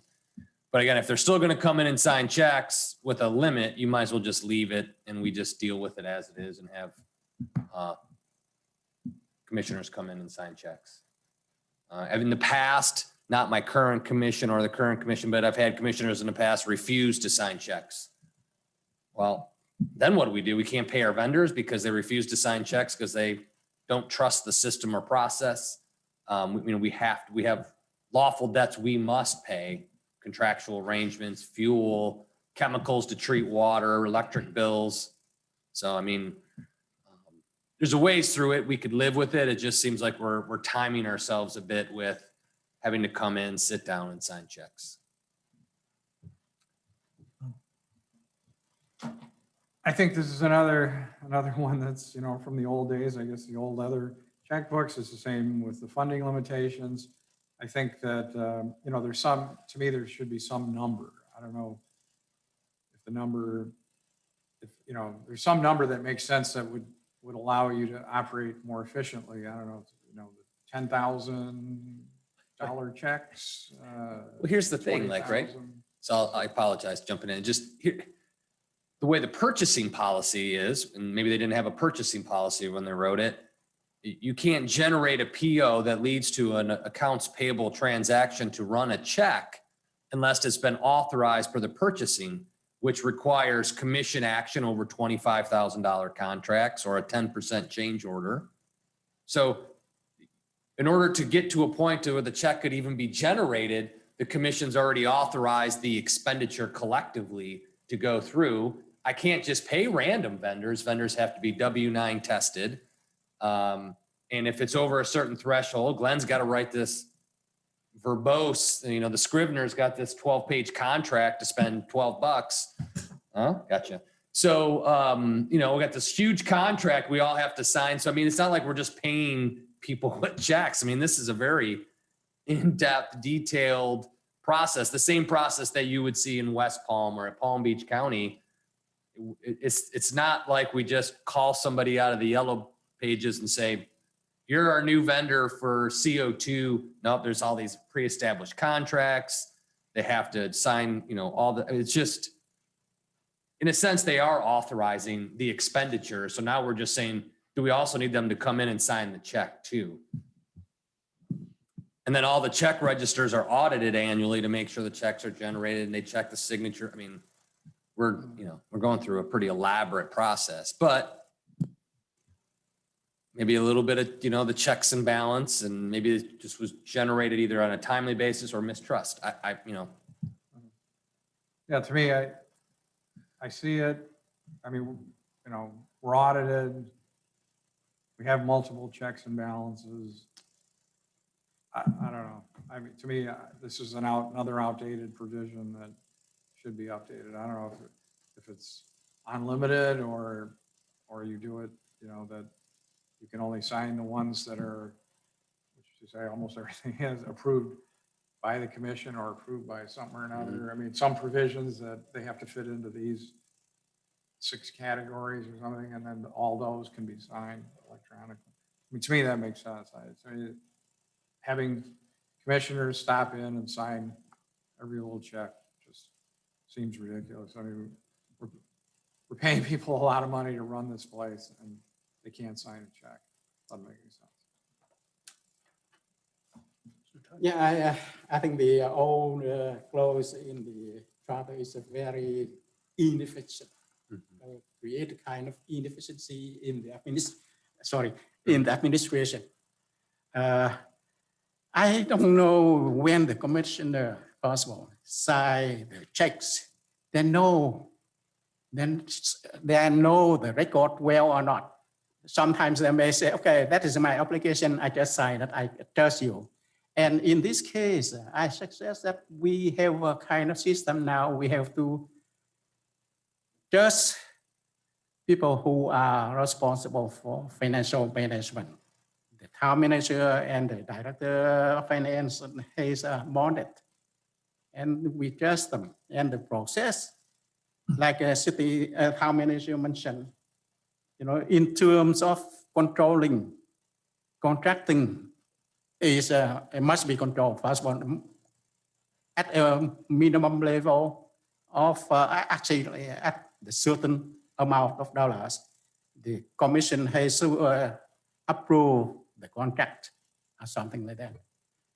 And so there is a way to control, the fiscal responsibility of town manager and finance director. The county commissioner, the town commissioners do not have to go detail and waste time signing the checks and then make it more inefficient. So I would like to successfully adopt this change.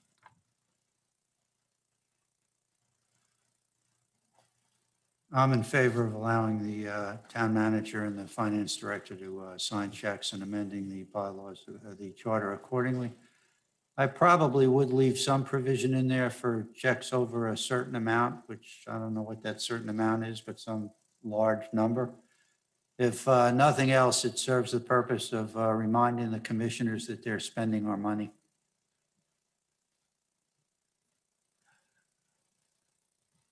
I am in favor of this also. This blends in very well with the new financial systems and the programs that we have funded and put in place in the town, and have seen great benefit from that. I'd like to see that continued and the modernization of our fiscal systems and programs in the town. The only headache I have with setting a limit on that is I don't want to recreate the problem we have now with spending limits in capital projects and just deferring it down the road to another charter change when we have an issue. If we feel that's important and we come to that conclusion, if there's a way to enable the commission to set that limit rather than by charter, we may want to suggest that to the commission instead of giving it a hard and fast dollar amount in the charter itself. So that's kind of where I think that's a good idea. I like that.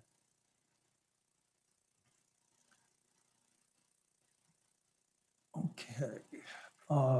If there are no more comments, we'll move on to the next section. This is section 4.02, Mayor. Which one did I miss?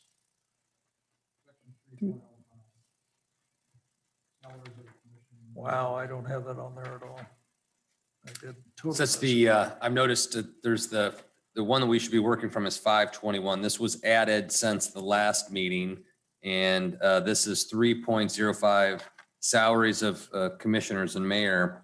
Now, this was brought to my attention. The current charter allows the commission to set their salaries by ordinance. However, that portion of the charter was adopted by ordinance when a preceding provision was adopted by the voters. So if we like that the commission can change its salaries by ordinance, we have to take it to the voters to say such. And I think I'll let Glenn jump in because he found the provision somewhere in the 70s where it was voter approval required to change a commission salary. And we changed it by ordinance in 12. We didn't look back enough to see that it was originally established by the voters to put that provision in. So the voters would have to change its provision. Glenn? Marshall, you get your law degree. Very good. Yeah, so this is, something that in 1974, the salary provision was done by referendum. And so this general rule is that if something has been approved by referendum, it can only be changed by referendum. And even though the referendum said that it shall be then set by ordinance, that, let me see, do that again. That was done not by referendum. So basically, the charter change that's in there wasn't done correctly back in the 70s. And so every salary increase, which has been at least 4 times between 79 and 99, really should have all been done by referendum. And I actually had this conversation with Marshall and said, Marshall, this is one of these things that, it's kind of like no harm, no foul all these years, but we both agreed we at least have an obligation to bring it forward to say there needs to be a referendum to clear this up, make it clear that salaries can be adjusted by ordinance. Does that mean- Commissioner Does that salaries. mean they have to give back the salaries that they've taken? I don't think so. Does that mean that every commissioner that's served for the last 40 years has to refund their salary? No, I don't think so. But when it came forward, when the Finance Advisory Board recently recommended an increase, that's when we dug into this. Because both Anelder and our office have both been doing this deep dive into the charter to look at each time it was changed by referendum, each time it was changed by charter. And we actually both have spreadsheets now that Jen and our office is comparing to make sure we all agree on different areas over the years that need to go referendum or need to go ordinance. Vast majority of items in this charter have been changed by referendum at some point or the other. So the vast majority will have to go to referendum. There are a handful that were not. And at some point, maybe we look at a belts and suspenders approach, because if we are finding a lot of inconsistencies, maybe we just, at least I would make the recommendation to the commission that if we're finding this stuff, to avoid any problems, you take everything to the voters and put the charter in place that way so it's clean. So if we like the commission's ability to modify their salaries from time to time by ordinance, we just have to have the ordinance reapprove the existing language that's there. It looks like it's too bad for you, Barry. Yeah. Yeah, I mean, I think we should, whatever we have to do, put it in the charter, have the referendum. But I mean, all these things have to be voted on by the voters anyway, right? So we put it in. There are a few things in the charter that can be changed by ordinance, but not many. Again, because this town has historically, as all of you have said, the voters in this town are very active and they want to, whether it's the 350,000 limit or whatever, they're very involved. And once you change something by referendum, henceforth, it always has to be changed by referendum. All right, so in this case, this would have to be changed by referendum. So, okay, so my opinion would be to change it in the referendum so that when an increase is appropriate, it's done by ordinance.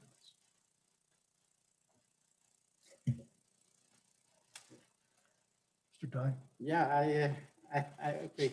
Microphone, please. Regarding this one. Oh, I agree with Ron regarding this. Water should have some say on the salary increase of commission.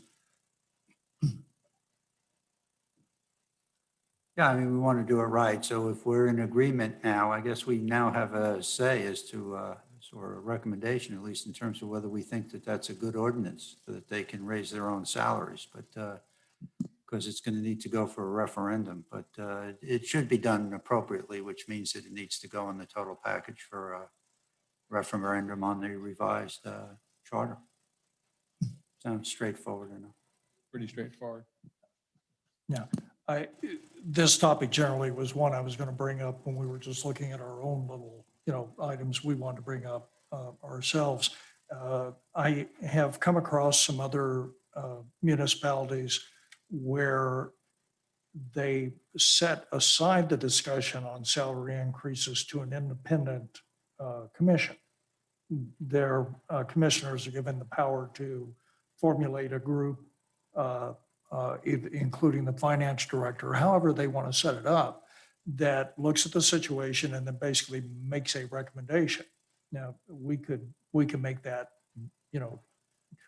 leave that open for the commission to do, or we can institutionalize it and say, you have to do this and you have to go by their numbers. I don't know how far we want to take it, but that would be kind of a little provision to help with some of the check and balance perhaps. Yeah, I think I didn't even think of that, but that's a good point. I mean, this year, the recommendation to increase their salaries actually came through the Financial Advisory Board. Not that that necessarily should be I mean, you may want an independent group to decide. But it was still, Financial Advisory Board was not the decision-making group. The decision-making group was the commission. So it would be different if the commission were to appoint a group or to actually decide. So that would be something we could discuss in terms of what to put in the referendum, in the revised charter. Yes, Ron. I mean, we did have a discussion in the FAB, and we approved, or we recommended for approval a certain amount, and then that was what was approved. No, exactly. And I think Yeah. that was a good process, Right. but as we said, the FAB is an advisory group. It's not a decision-making Right. group. So the actual decision was made by the commission to raise their own salaries. Mhm. So some people, I mean, that's how a lot of legislative groups work, but some people, if they don't like they don't think that passes the smell test where you're raising your own salary, we could have a quote unquote independent group do it under the revised charter, I think is what we're talking about. It'll come up again. Any other comments on that one? Okay, we'll muse over that a little more and work around on some language for that. Okay, next section, catching up with where I was, section 4.02, mayor. The consideration is to change this language to read section 4.02 commissioners and state that a vote of 3 or more commissioners is required to suspend the town manager, and that just cause must be shown at a public meeting or special meeting.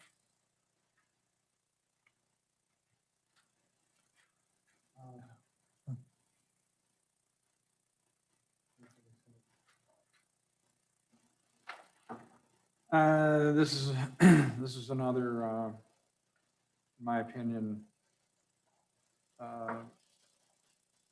Dr. Greenwald, this is not broken. The mayor can only suspend the town manager.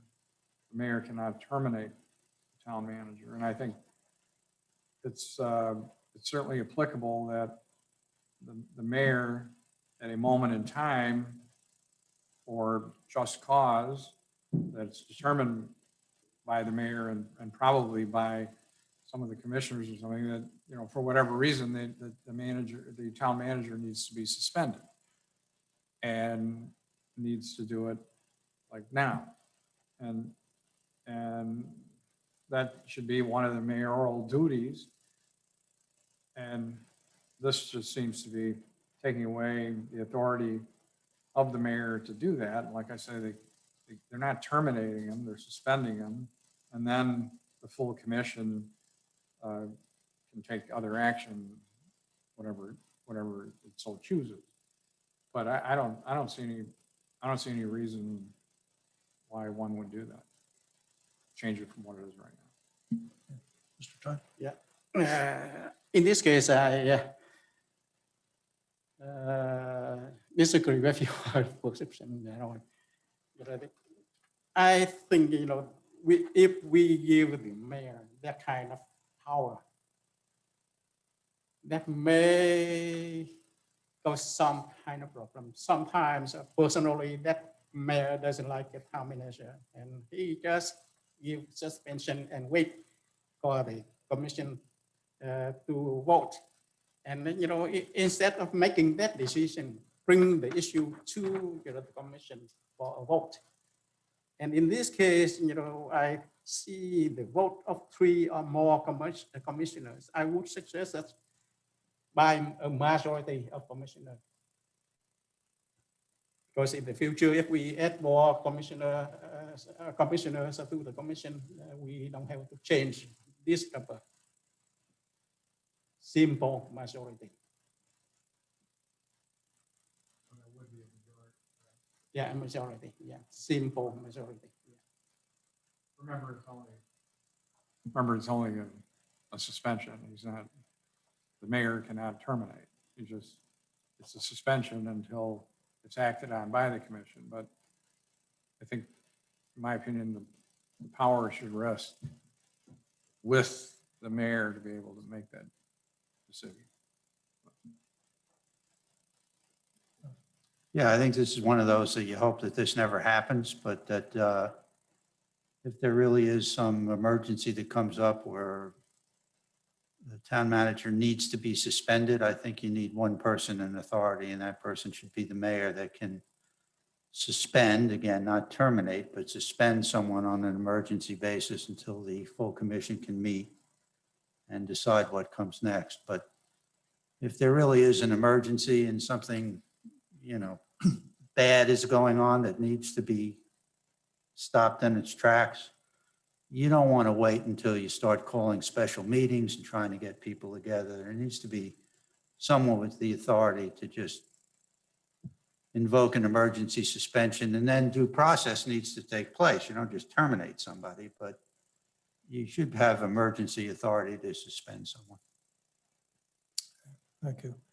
Yeah, I view this as really, in a way, it alters the town management form of government that we have, and it would result in a stronger commission and a weaker mayor.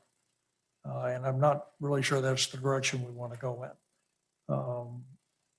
The language already calls for a majority vote to uphold the actions of the mayor in suspending the town manager, as Ron pointed out. So, there's a difference between just suspending and actually terminating. The mayor may find out, feel he has reason to suspend, but later finds out, okay, now we've got all the facts in front of us, probably not a good idea, and it's not upheld.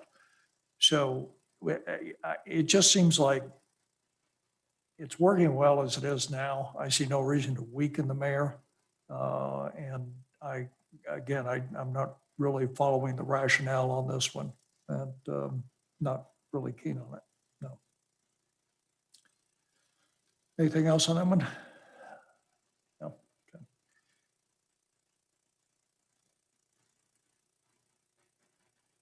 Okay, the next one is, let's see, make sure I haven't missed something here.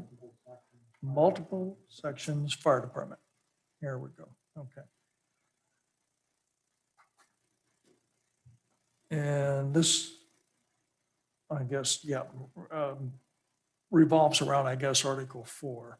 And the consideration is the addition of section 4.04, fire chief employment, fire chief powers, or add language to section 4.01, town manager, stating the fire chief is hired and discharged by the commission, similar to that of the chief of police and town clerk. Further, should certain positions be moved out of the direct control of the commission and be moved under the administrative authority of the town manager as we move to a full service municipal structure, should language be added to creation of public safety department? So that is the consideration for discussion, and has several parts to it. So. Yeah. So currently, so the chief of police and the town clerk are hired, fired, suspended, whatever, by the commission, correct? So the police chief and the town clerk are hired and discharged by the commission. I have day-to-day authority, management authority, and the right to suspend pursuant to the purchasing policy. Not purchasing, but the personnel manual, sorry, yeah. So if they did something illegal, I would have the right to suspend by whatever that is, but I could not terminate. Well, it seemed to me certainly that now with the extension of the additional fire department, that we're going to have a fire chief and that those people would also fall under your authority in terms of managing them and so forth. Correct. Usually, I have not seen a lot of fire chiefs written into charters. I've seen police chiefs, but I've not seen fire chiefs. Not to say that it doesn't exist out there. Clerk is a South Florida phenomena, where you see clerks written in. Other places in the nation, they're directly elected. Maybe they're like the sheriff's directly elected, but South Florida, the town clerk is Benelda's given me statistics, quite popular, that the town clerk is hired and fired by the commission, operates under the town manager or city manager. Fire chiefs, I just don't see a lot of that. Generally, they're like an operating department head, similar to the building official, library director, public works director, those type of folks. So, I mean, so in So, terms but of do you- the, yeah. is this, so in terms of the charter, Do you want to insert the fire chief? Basically the question. Sorry, do you want to insert the fire chief to look or have the same authorization by the commission as you have the police chief? So then you'd have a police chief, town clerk, and a fire chief that report to the town manager, but are hired and discharged by the commission. Do you want to add that or keep them as a department head oh, separately? So it's not, they're not charter authorized positions. So they would be hired and fired by the town manager. Now, of course, any good town manager, when you bring in a fire chief, is going to solicit the support and view of the commission. But do you want, similar to the police chief, the fire chief to sit similarly? And then to continue that conversation, we've had a lot of discussion over this public safety. I don't know that I would, my recommendation, if you're looking for it, is I wouldn't write public safety structure into the charter. Give us the operational flexibility to move to it and out of it as we mature as an agency for fire agency. You may want to start it as public safety, but we'll probably find what all communities end up finding is that public safety doesn't really work all that well. Then now we're stuck with it through the charter unless we amend the charter. So yeah, but one is, how do you want to handle the chief, the lead position in fire? And then do you want to add or supplement some type of public safety structure authorization in the charter? Latter of which I would be very reluctant to. Prior, it's up for very good debate because we have it kind of there with the other two. okay, so, all right, I can see in the public, okay, so in my opinion, so I'm thinking out loud, the public safety thing wouldn't be a good idea. So really, the public safety thing wouldn't be a good idea. So the question really is the fire chief, whether you add that. And currently, the way it's going to be structured, the fire chief's going to report to the chief of police, right, or no? We don't know yet. There's been talk and discussion that we would have a public safety director that would lead both agencies and be that one person. If we really like public safety, it's going to be odd when potentially you don't have a public safety director authorized, but then you have a fire chief. So it's kind of that's why it's good for discussion. It's hard. Organizational structures, I would tend to tell you not to put in a charter. But if the position is key enough where the commission should have that control independent of the town manager. Police chief still reports to me on a day-to-day basis. They do something wrong, personnel manual applies, yada, yada, yada. Same with Linelda. We work well, but if something went awry, it would require the commission to take that formal action. But she on a day-to-day basis reports to me pursuant to the personnel manual. Okay, so I guess it's just a question of, it's probably early to change a lot of these things since we don't know how this is all going to work out.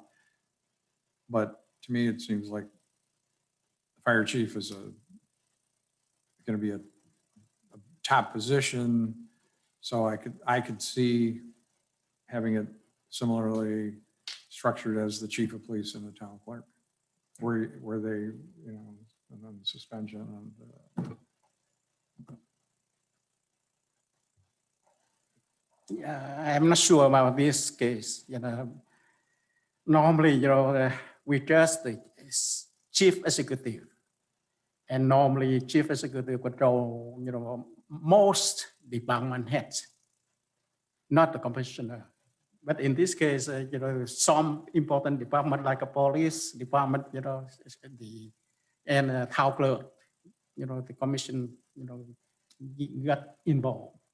But for all the department heads, like library director or other departments head, I don't know whether the commission should be involved or just delegate to the CEO or account manager.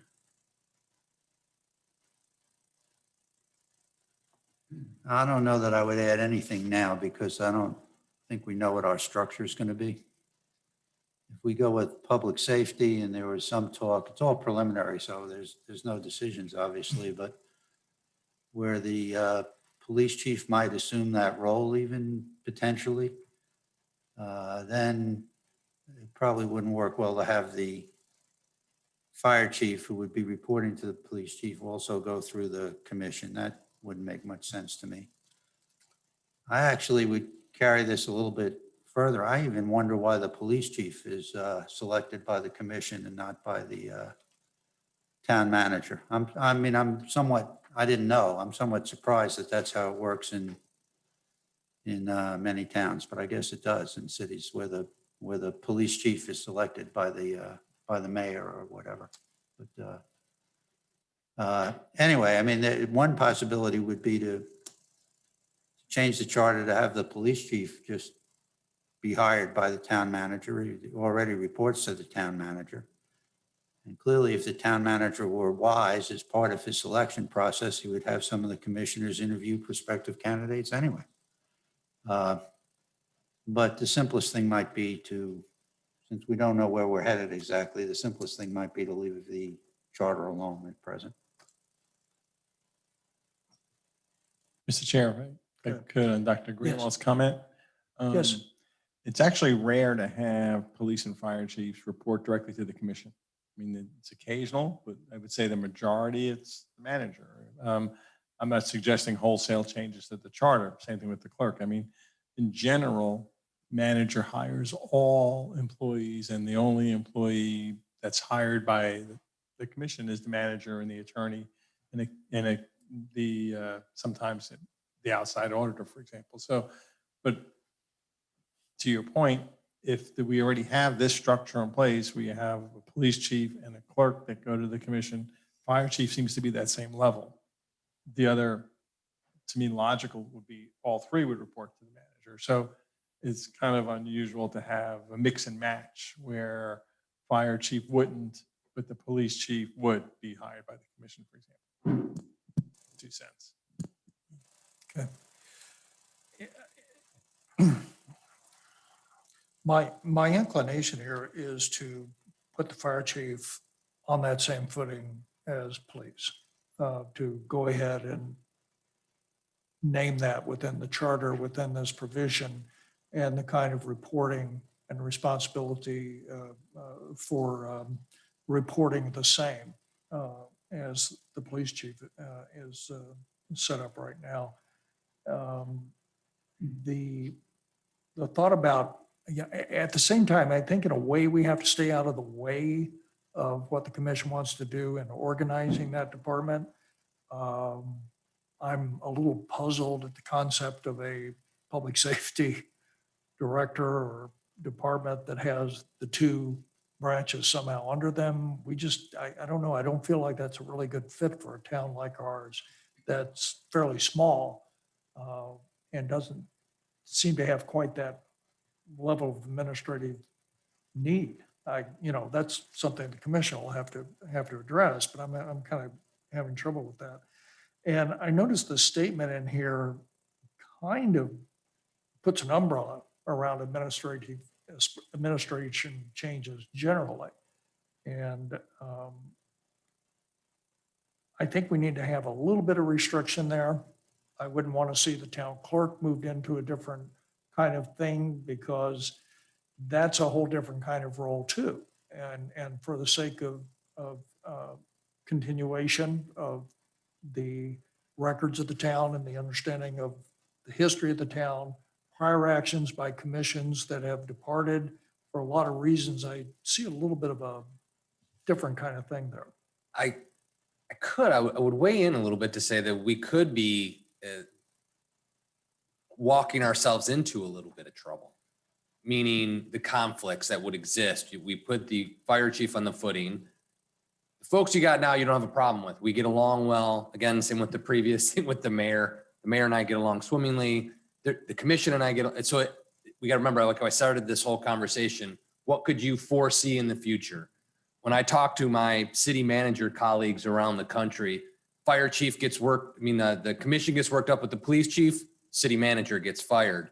Fire chief does something crazy, city manager gets fired. The clerk misses up with something, city manager gets fired. As you see the trend, the city manager is always a culpable party at the end of the day that gets removed because it's common practice, usually the only one under a more formalized contract. That's just what you see. Now, you also see what I hear, the trouble from managerial is police and fire begin to then compete for resources when they stand alone as well.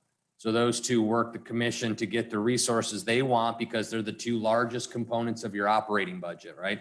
So police and fire, and they're the most, low frequency, high risk, right? So everybody's really worked up about it. So town manager is responsible to provide the budget. These two don't like the budget I get. They work to the commission to make sure they get what they want. And if they don't get what they want, they start holding court. Who gets fired? The town manager gets fired. So I'm not really concerned about it, but that's what you tend to see nationwide in this field and how that structure works. We're becoming a full service city when you add in fire. There's not much that we don't do. Maybe Parks and Rec, but I kind of throw that at lowest when we do events. We do little mini events, kind of like our community services concept. So in that discussion, we just have to think that take everybody out, put all new players in. Where do you see potential problems in the long term when the common thread usually is the city or town manager is that point of responsibility for operations? But if all of a sudden 80% of that operation are commission direct appoints control, it starts to come apart or crumble a little bit. Similarly, that you'll see with the clerk's position, if we bring in HR, who will have the confidential authority of personnel records, yet by ordinance, it's not so much by charter, everything has to go through Linelda's hands on personnel records. So now I'm going to have an HR director that's going to control personnel files. The clerk is responsible for personnel records. There's going to be friction. Now we're going to bring somebody in, it's going to get along well with Linelda, not a problem. I don't see that being an issue, but you could see points of conflict by structure, by charter. And if something goes wrong, it does require a referendum to modify. So we just have to be, outside of the funding limitation, this could be more discussion than we think, because it could result in problems down the road where you would hope in all good intentions that it wouldn't. What happens in practice from time to time is those groups begin, and there's not much I can do. So I could be charged to take care of the problem, but I'm not really charged with taking care if it elevates to a certain point. So yes, those type of positions hold clout in the community because of their regular face and contact. We have to recognize that. But at the same point in time, if they begin to become independent entities operating where, yeah, you report to the town manager, but not really because he really can't do anything or she can't do anything. Now, how do you solve that as you added more standalone groups? So it's just a little bit tricky. It may not be problematic ever, but it could be. I'll be here to take every direction you guys want, make it work. I'm just saying what I hear through the groups that I belong to and talk to, those are where you see a lot of your issues is it's more turf guarding and resource protection between public safety groups. And then it's always the city manager trying to dissolve or work that out, which can be done. I'm just, right now we're in a good space, but potentially you could have a commission too that wants to work those angles as well. And is that clean when we are a manager council form of government and we're having more and more standalones exist? That's all. Yeah, I'm actually sympathetic to your point of view. I look at this from a governance standpoint. I think that the town manager should be in charge. She's the CEO, and the commission is really like the board of trustees kind of thing. It should not be involved in day-to-day things. And I think that, again, this is just the way I look at it. Clearly, a lot of people don't look at it this way. But that therefore, in that system, the town manager should be responsible for all his employees, which would include the police chief, it would include a fire chief, it includes the people in charge of the water department and every other department that we have as operating departments. And the commission should be responsible for some overall guidance, strategic planning, fiduciary responsibility. And their main hiring job is to hire a good town manager. So in this particular instance, as it regards the charter and moving forward, I sympathize with Marshall's position. Yeah, I agree with that one. You know, commission is a part-time body, and we hire town manager, and the commission has to delegate the authority to. Sorry, the commission is a part-time body, and when we have a town manager or city manager, you know, we consider them as a CEO. The part-time body delegate authority to that person and should not control any department heads or something like that, which may cause some kind of conflict regarding the budget. I think that is a really strong point for us to consider possible conflicts between the town manager, not this town manager, but future town manager with the fire, rescue department and police. So should be under the control of CEO for the budget purpose, for the supervision purpose, because how commission is a part-time body. They are not around there to observe the operation, to know what kind of problem goes, happen in each department. The town manager there is for that purpose. Yes, Ron.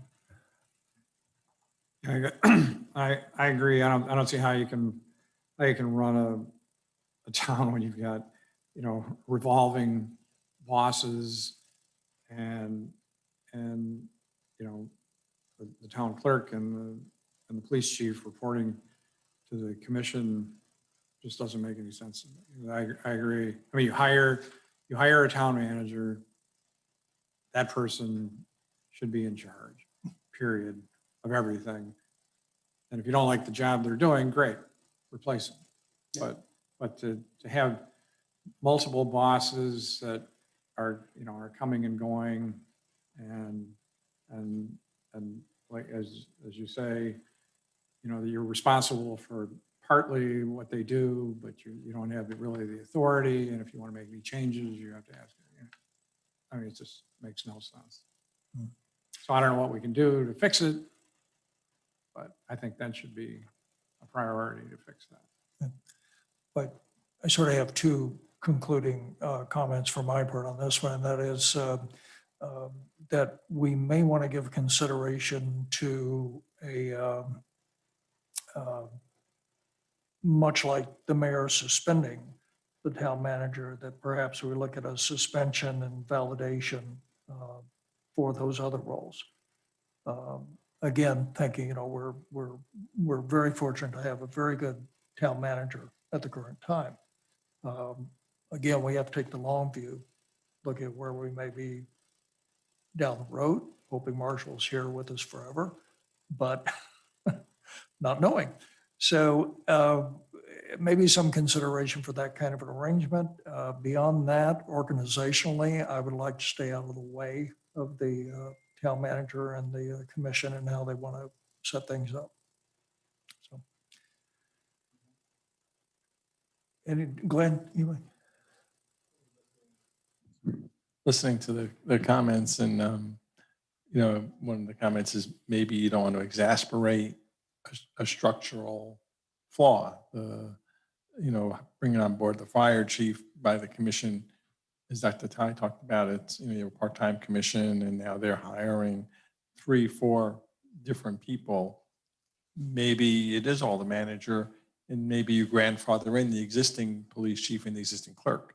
That way, people who are familiar with them say, okay, all future hires, all new police chief hires, all new clerks that are hired, and certainly any fire chief that's hired, all report to the manager, because it is difficult that you're managing someone, but you don't have the ultimate authority over them. So I sympathize, just as Dr. Green was, I sympathize with the manager, not necessarily Marshall, because again, this is a great team right now, but we've all seen over the last decades, sometimes it's not such a great team, and you can always see that potential conflict where, Commissioner Jones likes Police Chief Smith, Commissioner Smith likes Fire Chief Jones, and now all of a sudden they're all vying, and poor manager who's supposed to manage them all has no authority to do anything really with them other than try to sweet talk them and be nice and cajole them. So maybe that is the structure, because you are definitely a full service community.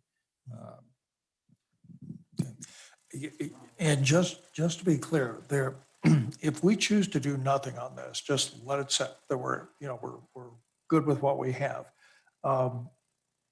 You have all the authority currently to create the fire department, get a fire chief. We would not be holding you up at all with any kind of charter change on that. Okay. Thank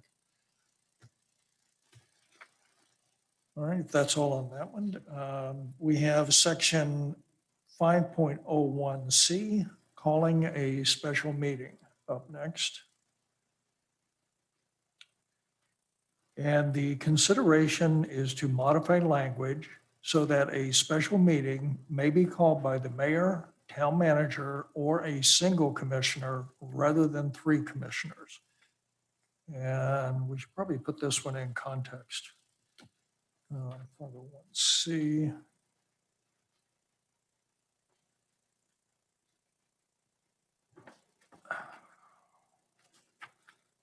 Excuse me, I'm gonna have to find that one. 501C.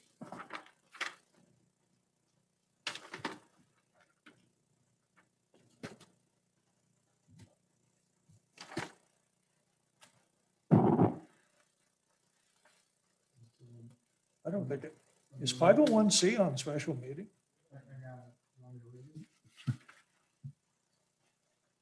Want me to read it, Barry? Yes, if you would, please.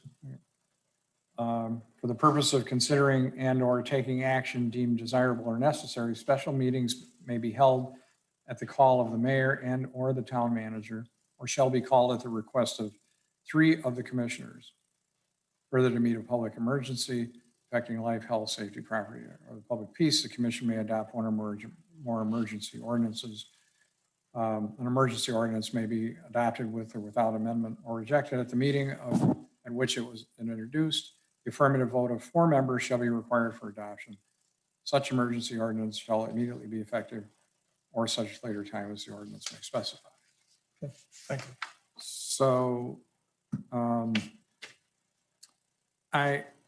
this is another one where if you do this, you're diluting the authority of the mayor, in my opinion, for no reason. And you have the mayor or the town manager who can call a meeting. Suddenly everybody can call a meeting. And to me, it makes just no sense to do that. It's just like, that's why you have a mayor. That's why you have a town manager. It just relates back to all these things. Who has you have to have somebody who's in charge. This is a good example. Yeah, I agree, Microphone, please. Oh, sorry. I agree with Ron regarding this one. If a single commissioner doesn't does want to have a kind of special meeting, he or she can talk to the town manager or the mayor yeah, and they can decide instead of each one can exercise that authority. Dr. Graham? I'd have to give this one a little bit more thought. I'm not sure as to the background here. It would appear that the suggested change would be that essentially any member could just call a meeting whenever they wanted to, as opposed to requiring 3 members or the mayor or the town manager. So I guess that who's ever suggesting it would be somebody who was really in the minority, but somehow or other wanted to be heard more and couldn't get 2 other commissioners or the mayor to agree that there was something that really needed to be discussed at a meeting. And I guess the question is, do we want to, by a charter change, give one individual on the commission the power to be able to do that? I don't really have a good feel for how often or if that's really come up in the past. Again, I think the commission would have to be relatively dysfunctional if one member of the commission really wanted a meeting and called up the mayor, and the mayor would just have to say, no way. I would hope that that wouldn't happen too often, although I guess it's possible. So I guess this would be one for, you know, how much is it worth changing the charter so that in a rare instance where there's a minority member of the commission that really wants to be heard, that they'd be able to do so in the form of a special meeting. I don't know that it's worth changing the charter for that, but I guess that's what we're being asked to consider. Yeah, I think your impressions are accurate. That's the topic, definitely. There's kind of a tiering to what we have now that does keep that power within the managerial role or the leadership role through the mayor, and would again have the effect of weakening the mayor with the powers they do have. I think that if the issue is so overwhelmingly important that 3 commissioners independently reach the conclusion that they need a special meeting, it kind of reaches that level where, you know, it's a good idea. I think if you toss it into a single commissioner, it has the potential in the hands of a hostile commissioner just tying the town's resources up to no end. However well-intended this might be, it could cause a lot of havoc. So I'm just not finding this one to be acceptable at all. You know, we can search for some rationale, but I'm not sure where it is. Again, just there's a little bit of difference. Again, this is for like the emergency ordinance provision, the ability to declare a state of emergency, think hurricane or there's some weather disaster. That's the mayor, then vice mayor, me, police chief, or multiple commissioners can declare a state of emergency that has to be ratified at the next regular meeting. So slightly different when you're thinking state of emergency versus emergency ordinance. Great, thank you. That brings us to the end of the list for this meeting. You know, any other comments or wrap-up items from anyone? I have a comment, maybe it's a request that just to bounce off everybody. I think that our group should really be making a concerted effort. And I know that there's been some made on the part of both the commission and the town manager to get the word out. But I think we really need to try and get the word out about the charter review that's going on and to solicit as many comments as we can from the community. You know, this is their opportunity. You know, these changes is going to be coming forward to a referendum. We want to hear your thoughts. And whatever vehicles the town has directly and, you know, through our website, or I certainly wouldn't be adverse to any other individuals in town who can get the word out, whether that's the old committee to save Highland Beach or whatever, or other independent groups to get the word out, in condominiums, you know, go take a half hour, read the charter, see what you think. It's your government, blah, blah, blah, and see if we can get comments from everybody, because as long as we're slogging through it, by the time we're done, I would hate to say, gee, who are those guys and why didn't they consider X, Y, and Z? So I think whatever comments we can get, maybe there'll be a few gems in the batch and we can benefit from it. So I would encourage Marshall to get the word out to whoever we can. And again, most people will ignore it and whatever, but if we get some comments out of it, I think it'll be worthwhile. Thank you. Anyone else? Anyone else? Okay, so our next meeting, Lynette, is June 9th. June 9th. Okay, so we'll appreciate everyone's comments and input today and all your hard work and thought. And let's continue to do our research, jot down our ideas. We'll reconvene on June 9th, and until then, we'll stand adjourned. Thank you.